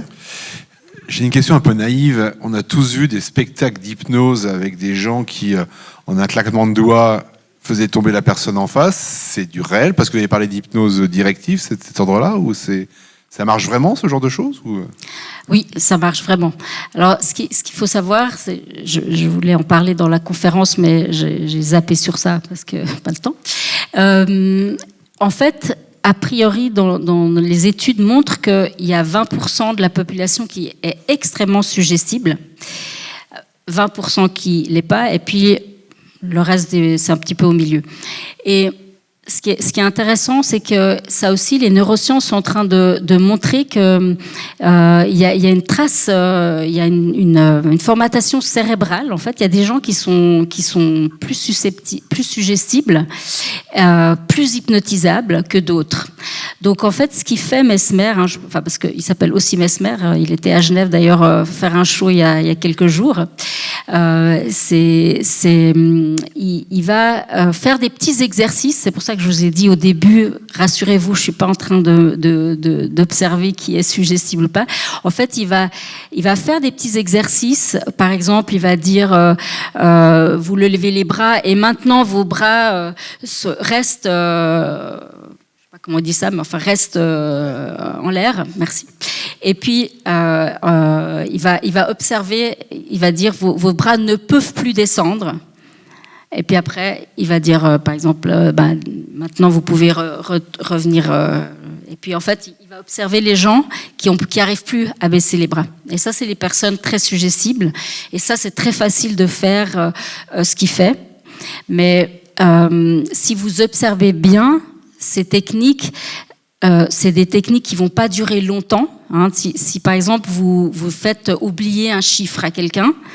Il fait ça, par exemple, il fait oublier le 4. Donc après, la personne, elle compte 1, 2, 3, 5, 6, puis elle se rend pas du tout compte. Ça tient un moment. Mais en fait, même s'il le déshypnotise pas, ça va pas rester. Donc ça, c'est des jeux de l'esprit, j'ai envie de dire. Ça fonctionne absolument, il n'y a aucun trucage. Mais il faut aussi vous rendre compte que c'est un contexte, vous êtes dans une salle, vous avez payé votre ticket 200 balles pour aller le voir, il est sympa, vous voulez pas le décevoir, alors vous vous laissez aller. Et je pense que même moi, qui connais tous ces trucs, si je décidais, je pense qu'il pourrait probablement me faire des trucs sur la scène. Donc ça, bien sûr, ça fonctionne. Mais j'ai envie de dire, ça, c'est comme... on appelle ça les marchands d'aspirateurs. Hein. C'est ceux qui arrivent à vous faire acheter un aspirateur alors que vous en avez déjà un. C'est un peu ce genre de technique. Donc, il n'y a pas besoin forcément d'être en hypnose pour être suggestif.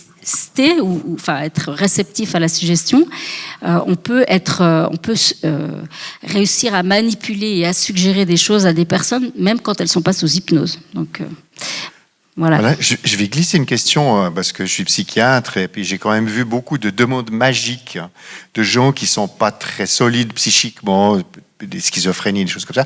Ils ont une demande magique, ils veulent de l'hypnose pour les guérir tout de suite, etc. Donc ça m'amène aussi à la question de savoir, est-ce qu'il y a une hypnose à risque? Moi, j'ai supervisé les exorcistes du diocèse pendant une dizaine d'années. Les exorcistes sont très prudents avec l'hypnose parce qu'ils disent que il peut se passer des choses mauvaises pour la personne. J'aimerais que tu nous parles un peu du côté obscur de l'hypnose, s'il te plaît. Miam. Ouais. Dark side. Alors, la dark side, pour moi, c'est celui qui te fait acheter un aspirateur quand tu n'as pas besoin. Je connais moins ce monde parce que c'est pas ce qu'on utilise en thérapie, tu vois. Donc, en thérapie, on va avoir l'accord du patient, on va chercher des outils pour l'aider à changer, on va le manipuler un peu des fois, mais pour son bien, c'est-à-dire avec son accord, parce qu'on voit bien qu'il résiste et qu'il faut un peu l'aider pour voir changer de perspective. Donc, dans le domaine de la thérapie, je pense que il n'y a pas beaucoup de risques, mais après, bien sûr, il y a le risque de travailler avec des personnes fragiles, le risque avec des pathologies mentales. Moi, je suis pas en cabinet privé, j'ai pas des situations de personnes qui ont des troubles mentaux. Et des pathologies psychiques, donc je me lancerai pas parce que déjà dans la thérapie, je sais pas très bien travailler avec un psychotique, je sais le repérer et puis mais je le ferai pas parce que alors je sais pas quel serait le risque parce que le risque de le laisser continuer à aller mal et de pas essayer quelque chose. C'est aussi dommage, mais je pense que là, ça demande une infrastructure, ça demande, voilà, on va pas faire une hypnose au cabinet, puis après il doit rentrer chez lui. Ça pourrait se faire dans un cadre hospitalier. Enfin, il faudrait, voilà. Après, les histoires d'exorcisme, de tous ces trucs, de gens qui sont pas bien formés et puis qui vont. Pour moi, le grand risque aujourd'hui, c'est que toutes ces formations d'hypnose, elles sont accessibles à des gens qui sont pas toujours, voire pas du tout thérapeutes, et qui vont traiter des traumas, des choses comme ça, des personnes qui ont. Et ça, je pense que ça, c'est dangereux. Après, bon, voilà, chacun fait ce qu'il a à faire, mais je suis aussi surprise des fois que les gens vont chez n'importe quel hypnotiseur pour travailler un trauma. Je pense que chacun ses compétences. Donc le côté obscur, il serait là pour moi, mais il n'y a pas de risque. Si vous avez une bonne relation thérapeutique avec quelqu'un et que vous savez rattraper des choses et accueillir des choses difficiles, ça, il n'y a pas de risque. Une des règles de sécurité en psychiatrie, c'est la supervision. Tu te soumets à des supervisions toi-même ? Oui, bien sûr, encore aujourd'hui. Oui, c'est ça, il faut peut-être le dire. Ouais. Donc ça, c'est aussi éviter l'hypnose sauvage, c'est d'être dans un réseau professionnel ou de gens qui partagent une éthique et qui donnent de la sécurité parce qu'il y a une écoute de ce que l'autre est en train de fabriquer. Hein, d'accord. On continue les questions. Alors, il y en a une au milieu là, il y en a une tout au fond. On y va. Oui, bonsoir. J'ai plus une remarque, une question en fait à dire. Moi j'ai un peu de peine avec le concept de guérison parce que ça sous-entend que on est malade de quelque chose et qu'on va guérir de manière définitive.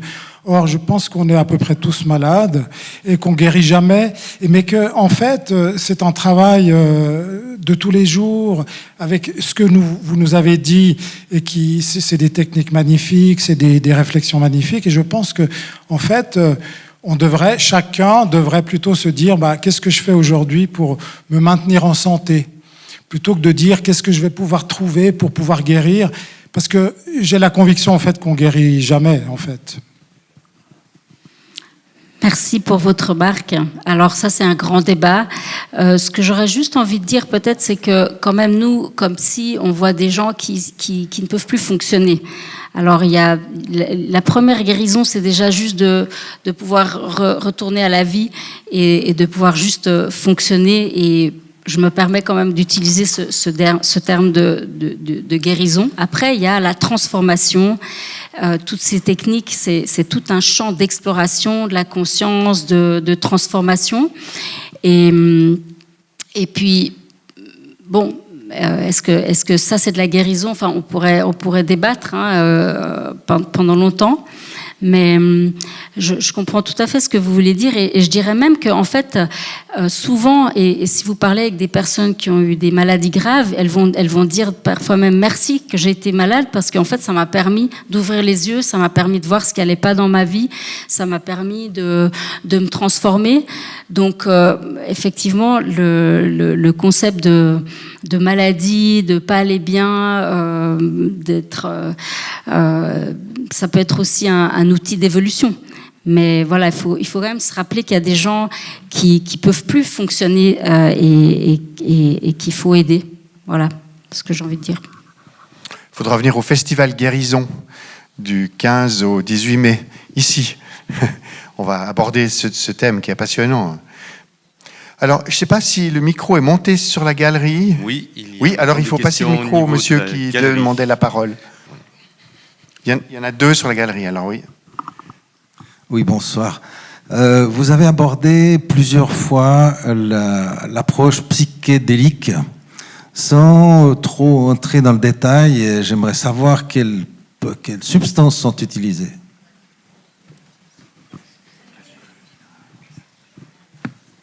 Alors, dans le cadre des thérapies psychédéliques qu'on peut faire en Suisse, avec l'autorisation de l'OFSP, en général, c'est la MDMA, la psilocybine et le LSD. Après, il y a aussi la kétamine qui est beaucoup utilisée, mais pour ça, les psychiatres et médecins n'ont pas besoin de demande officielle. Donc, c'est essentiellement ces médecines qui sont utilisées actuellement. Et il y a maintenant des associations qui contrôlent, qui encadrent, qui forment. C'est en plein essor. Hein. Donc, notamment la Schweizerische Erste Gesellschaft für psychedelische Therapie, n'est-ce pas, au Französisch. Hein. Voilà. Il y a encore une question sur la galerie. Oui, tout en haut, au fond là-bas. Je suis déjà. Et puis vous, monsieur. Alors après, il faudra le monsieur du fond. Hein. Alors ouais. c'est madame, et bonsoir. Pardon, madame, excusez-moi. Je vous vois pas depuis en bas. Moi, ce sera une question assez pratique au vu de l'évolution de l'hypnose et de toutes les sciences qui ont apporté quand même des preuves. Est-ce que la prise en charge par la LAMAL est envisagée? Est-ce qu'il y a un chemin qui est fait pour ça? Parce que ça reste quand même limité pour moi. Remboursement. Au complémentaire. Voilà, c'est vraiment plutôt et que ça puisse être ouvert à plus de gens finalement. Alors, la LAMAL, elle rembourse les psychothérapies, qu'elles soient maintenant faites par des psychologues. Ça, c'est nouveau, hein, des psychothérapeutes, pardon, pas des psychologues, depuis l'été 2022, je crois, c'est ça. Donc, c'est tout récent. Il faut quand même qu'il y ait une prescription médicale, mais la LAMAL prend en charge. Donc, après, ce que vous faites dans votre thérapie, ça vous regarde. Donc, si vous faites de l'EMDR, vous faites de l'hypnose, vous serez remboursé. Comme si vous allez chez un psychiatre qui lui aussi peut avoir toutes sortes d'outils et qui va utiliser les techniques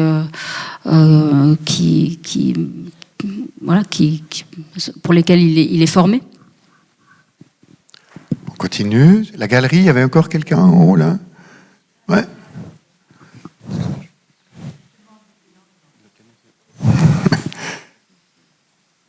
Voilà. Justice est faite. Je reviens au début de votre présentation. Vous avez un peu revisité votre parcours à vous. Vous parlez de votre enfance. Puis, je vous vois un peu comme une skieuse qui était sur une piste bleue, verte. Et puis, assez rapidement, pendant vos études, vous êtes sorti des pistes. Vous avez fait du hors-piste. J'espère bien que vous avez évité les zones avalanches.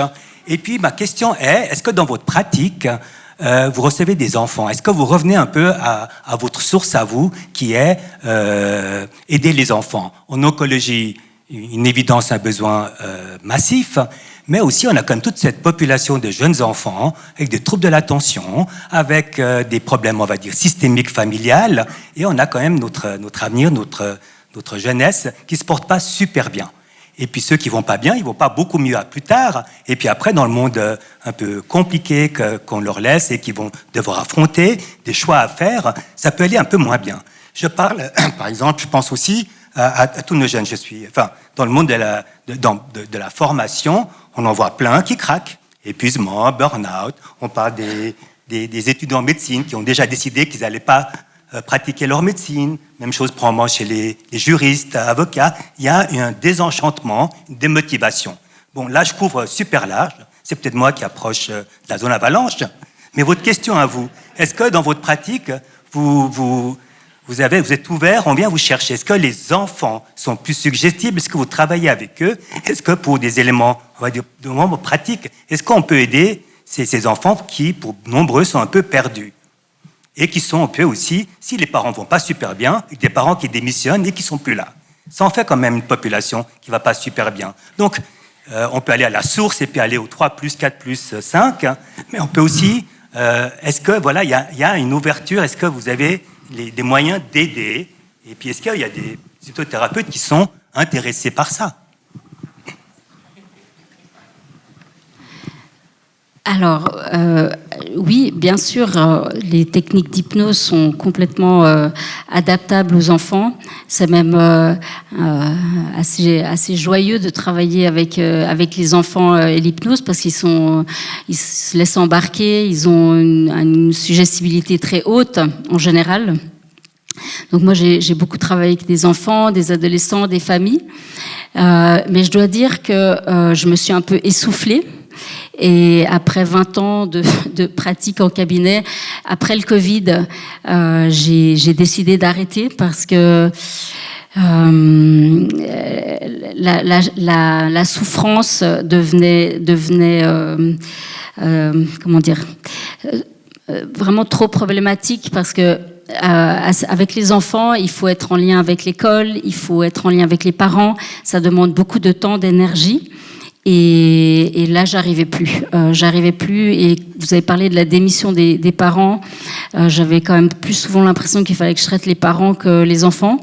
Donc j'en ai eu un peu marre. Donc heureusement, il y a plein d'autres collègues qui font un excellent travail. Il y a plein de thérapeutes qui sont formés pour travailler avec l'hypnose, le MDR avec les enfants. Et je leur passe le relais. Une dernière question au balcon. Au balcon. Bonsoir, merci beaucoup pour votre conférence déjà. Moi j'avais une question parce qu'en fait j'ai fait 10 ans de psychothérapie et j'ai pas fait d'hypnose en même temps. Et je me dis, j'aurais pu aller plus loin, plus vite si j'avais fait ça en même temps. Et je me demandais, est-ce qu'on peut commencer quelque chose après, enfin de l'hypnose après? Est-ce qu'il faut attendre un temps entre les deux ou est-ce que c'est pas nécessaire? Enfin, voilà, c'était un peu ma question. Si j'ai bien compris votre question, c'est vous avez déjà fait une psychothérapie et puis vous dites, est-ce que ça vaudrait la peine de faire de l'hypnose maintenant? Oui, c'est ça. C'est ça, hein? Alors, c'est un peu une question. Est-ce qu'il y a encore de la souffrance? J'ai envie de dire d'abord, est-ce qu'il y a encore des choses qui ne sont pas réglées? Il y a des choses qui bloquent dans votre vie? Est-ce que vous avez encore l'impression d'être dans des schémas qui se répètent et que vous n'avez pas les outils pour en sortir? Et dans ce cas, je ne pourrais que vous encourager à continuer. Après, si c'est juste pour explorer votre conscience, c'est aussi chouette. Et vous pouvez tout à fait aller faire des séances d'hypnose. Alors là, il n'y a pas toujours besoin d'aller chez un psy. Il y a des très bons hypnothérapeutes qui ne sont pas forcément psy et qui vont vous offrir toute la palette des protocoles dont j'ai parlé. On l'a vu sur le cercle. Là. Et ça serait, c'est un enrichissement que je vous encourage à faire. Ouais. Merci, on continue. Alors, il y a une main levée dans le parterre, oui. Bonsoir et merci pour votre conférence. Moi, j'aimerais revenir sur votre parcours un peu personnel. Dans le sens, à un certain moment, vous avez dit qu'il y avait eu quelque chose qui avait fait que vous preniez un autre chemin, si j'ai bien compris. Et je me suis demandé, parce que vous n'arriviez pas à définir ce que c'était. Et comme nous sommes dans une église, moi je me suis dit, mais tiens, dans la Bible, on nous parle énormément des anges, qui à un certain moment interviennent dans la vie des gens à leur insu, ou bien on développe une relation avec l'ange, et ça devient quelque chose de positif et de constructif, et ça transperce des niveaux de conscience. Alors est-ce que vous pouvez un petit peu nous en dire un peu plus là-dessus, sur les états de conscience qu'on a au travers de la méditation, au travers de l'hypnose, au travers de la vie intérieure, la vie spirituelle. Alors, des anges, j'en ai eu beaucoup dans ma vie. Des anges qui ont pris la forme d'êtres humains et des anges qui ont pris la forme d'esprits de la forêt, des anges qui se sont incarnés sous la forme de compagnons, sous la forme d'amis. Donc, pour moi, j'aime bien la représentation de l'ange et je trouve ça hyper beau et inspirant. Après, est-ce que ce sont des anges au sens de la Bible? En fait, je ne sais pas, mais je sais qu'ils existent et puis qu'ils sont joueurs et qui pourraient se manifester de plein de façons. Mais je pense que tout le monde, si on réfléchit, on a eu des expériences, des moments de désespoir et il y a eu quelque chose, une rencontre, une inspiration, un message qui s'explique pas. Et moi, j'aime bien penser que c'est la plume de l'ange qui se manifeste comme ça. Qui c'est qui disait Einstein, Dieu, le hasard, c'est Dieu qui se manifeste incognito. Moi, j'aime bien cette phrase. Bonsoir. J'ai une petite question au sujet des thérapies psychédéliques. J'ai vu beaucoup de documentaires et de choses où on voit des gens expérimenter ça, très émus, très bouleversés. Mais c'est chaque fois des patients, enfin des gens, des clients, pas des clients, enfin c'est pas des thérapeutes. Et vous sentez comment dire, du côté des professionnels de la santé mentale ou physique, un intérêt d'expérimenter ce genre d'état modifié de conscience pour, je sais pas, j'imagine un psychiatre qui fasse la thérapie sur lui-même plutôt que de l'administrer à des gens malades. Est-ce qu'il y a une curiosité moi, je serais psychiatre, je serais curieux, en fait. Voilà. Je ne sais pas si c'est très clair comme question. Je suis pas, c'est pas le thème de la conférence et je suis pas une experte dans le domaine. Mais si vous voulez mon avis, je ne comprends pas et je ne vois pas comment on peut accompagner quelqu'un si on n'a pas fait l'expérience soi-même. C'est pareil en hypnose. Je pense qu'on ne peut pas guider une séance d'hypnose sans connaître l'état hypnotique, savoir qu'est-ce qu'on peut vivre sous hypnose. Donc voilà, ça, en tout cas, ce côté-là me semble absolument indispensable. C'est un peu l'image, quelqu'un parlait du guide de montagne. Hein. Si vous allez faire une séance d'hypnose ou une séance de thérapie psychédélique, je vous conseille de bien choisir le guide parce que si vous allez faire une petite balade dans le Jura, c'est pas pareil que de monter l'Everest. Donc prenez un guide qui sait monter l'Everest. Après, la question de l'émotion, alors ça, je peux que répondre pour moi, mais bien sûr que chaque fois que j'ai un patient qui se transforme, qui va mieux, que ce soit dans un accompagnement d'hypnose ou psychédélique, j'ai chaque fois le même émerveillement. Et je remercie d'avoir un métier où j'ai des transformations tous les jours sous mes yeux, et moi, je sais pas quel sens je pourrais donner de mieux que ça. Pour moi, c'est la seule chose qui compte, c'est que ce monde devienne un peu plus fonctionnel. Donc l'émotion, moi, je l'ai chaque fois, en tout cas, personnellement.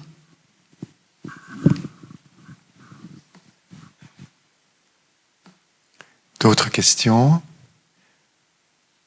Peut-être juste comme médecin, juste quand même signaler que on n'a pas besoin d'avoir un infarctus pour être cardiologue, un cancer pour être oncologue. Hein?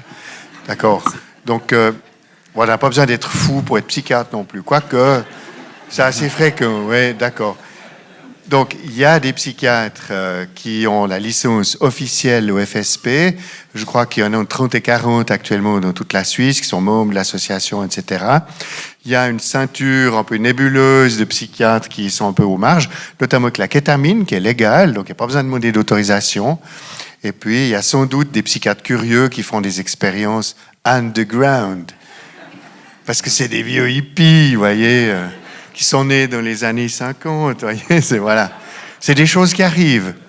Quand on est addictologue, on a une certaine attraction vers les substances psychoactives, par exemple. Voilà, je vous réponds avec humour, mais c'est une zone grise, évidemment. Ce qui est parfaitement légal, c'est parfaitement clair, puis après, voilà, il y a toutes sortes de formes d'expérimentation, je crois que vous pouvez le comprendre. Oui. On continue. Bonsoir. Oui. J'avais juste une question sur les placebos. Donc, je ne sais pas si c'est lié du coup à l'hypnose ou pas, si on peut les comparer. Mais par exemple, dans les placebos, donc il y a aussi la question de suggérabilité, enfin de suggestion. Et je sais qu'on peut mesurer les effets d'un placebo dans le corps. Donc on peut vraiment mesurer qu'il y a par exemple une augmentation de telle molécule, telle protéine, ainsi de suite. Et est-ce qu'on peut faire la même chose en hypnose ou pas du tout ou... Voilà, c'est juste ça. Ben oui, pour moi c'est le même principe. C'est imaginer, vivre, faire, c'est pareil en fait. Quand le cerveau est sous hypnose, il fait pas la différence. Alors, qu'est-ce qui fait que le placebo, si on le prend et qu'on n'est pas en état d'hypnose, ça marche aussi? Ça irait dans l'idée que la suggestibilité n'est pas que liée à l'état hypnotique. Vous voyez? Donc, l'auto-persuasion, se convaincre, je sais pas, quelqu'un qui est capable de lancer une bombe ou d'attaquer au couteau, il est persuadé d'être dans son bon droit. Enfin, pour moi, c'est un peu la même chose. On est tous persuadés on peut se persuader de choses qui, pour d'autres, sont folles. Mais donc, la puissance de l'autosuggestion, elle est à tous les niveaux. Et pour ça, il n'y a pas toujours besoin d'état hypnotique. Enfin... Mais bon, il y a toute une neuroscience du placebo qui est actuellement à disposition. Mais ce qu'il faut dire, c'est que ce qu'il y a d'étonnant dans le placebo, contrairement à l'hypnose, c'est que la personne en général ne sait pas si elle reçoit un médicament actif ou un placebo.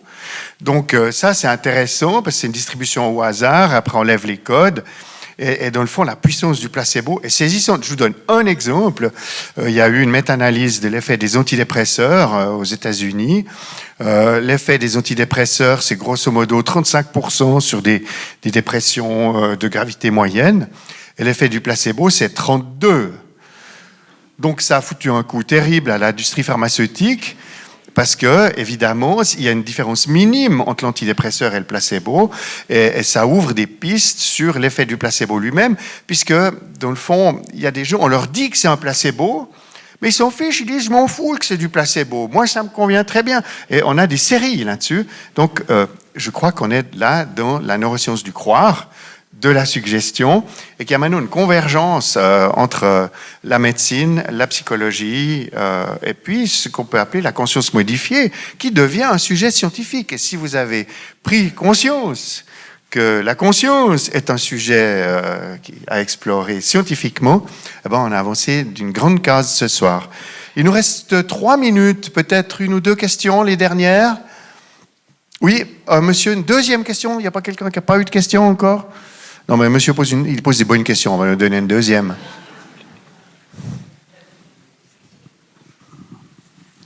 Dites-moi, vous ne nous avez pas parlé de la transe?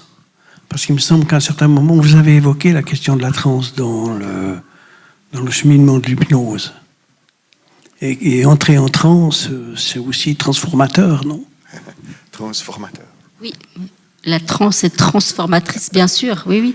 Mais la transe hypnotique, c'est une forme de transe, mais il y en a plein d'autres. Après, de nouveau, c'est un petit peu comme l'état dans lequel on est.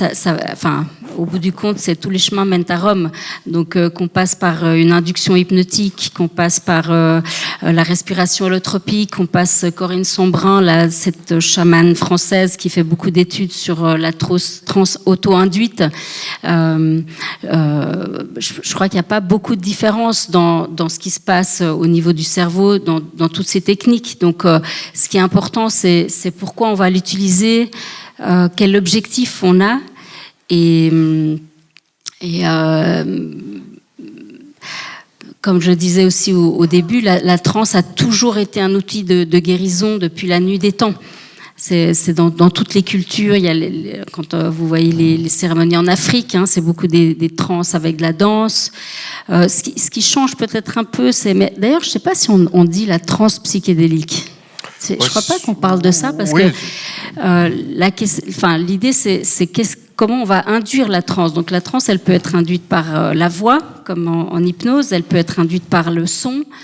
En chamanisme, c'est le tambour, par la respiration. Les images. Les images. Les images, les images. Donc après, c'est voilà, on va différencier la nature. La transe hypnotique, elle est plutôt statique, alors que la transe par la danse, elle va être en mouvement. Enfin, Mais ça vous est arrivé d'avoir des personnes dans votre cabinet qui deviennent dans un état de transe? Ah oui. Justement, en fait, je me posais la question. Je ne sais pas si on parle de transe psychédélique. En tout cas, on parle c'est des états modifiés de conscience. Si vous mettez dans un scanner, vous avez les mêmes images, j'entends. Pour non, mais il y a un beau cercle qu'on nous a montré tout à l'heure, avec les états. Les 6 niveaux. Avec les 6 niveaux de conscience et tout ça. Oui, donc mais en fait, bon.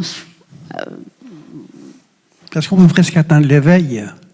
Oui, tout à fait. Oui. Absolument. Donc que ça soit avec l'aide de substances ou au tambour, ce que dit Chambon, c'est ce que j'ai expliqué, il me semble avant, c'est que il faut beaucoup de pratiques pour atteindre l'éveil.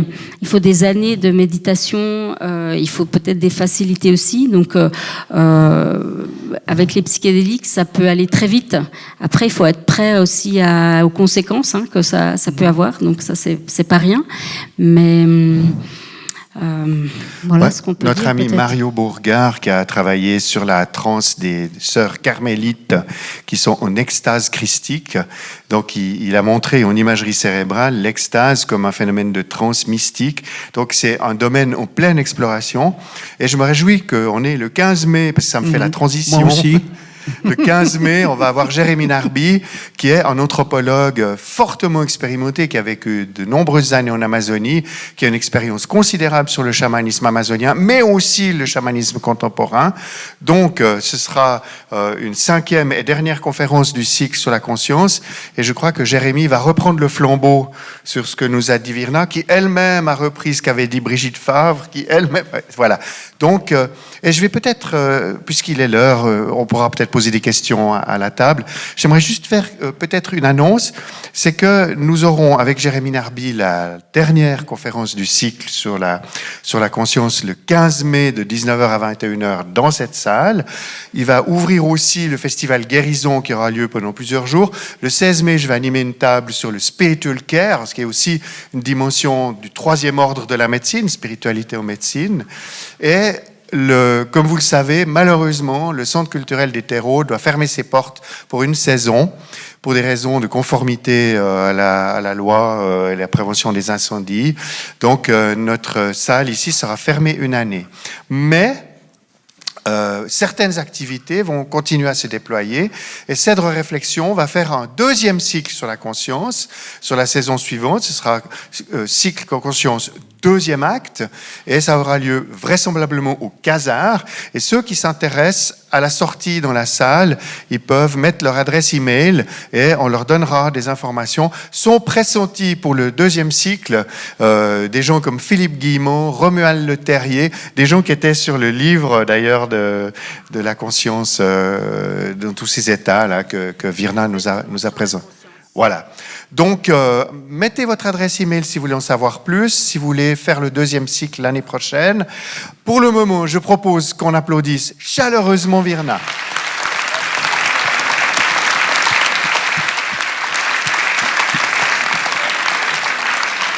Bon retour chez vous, bonne soirée.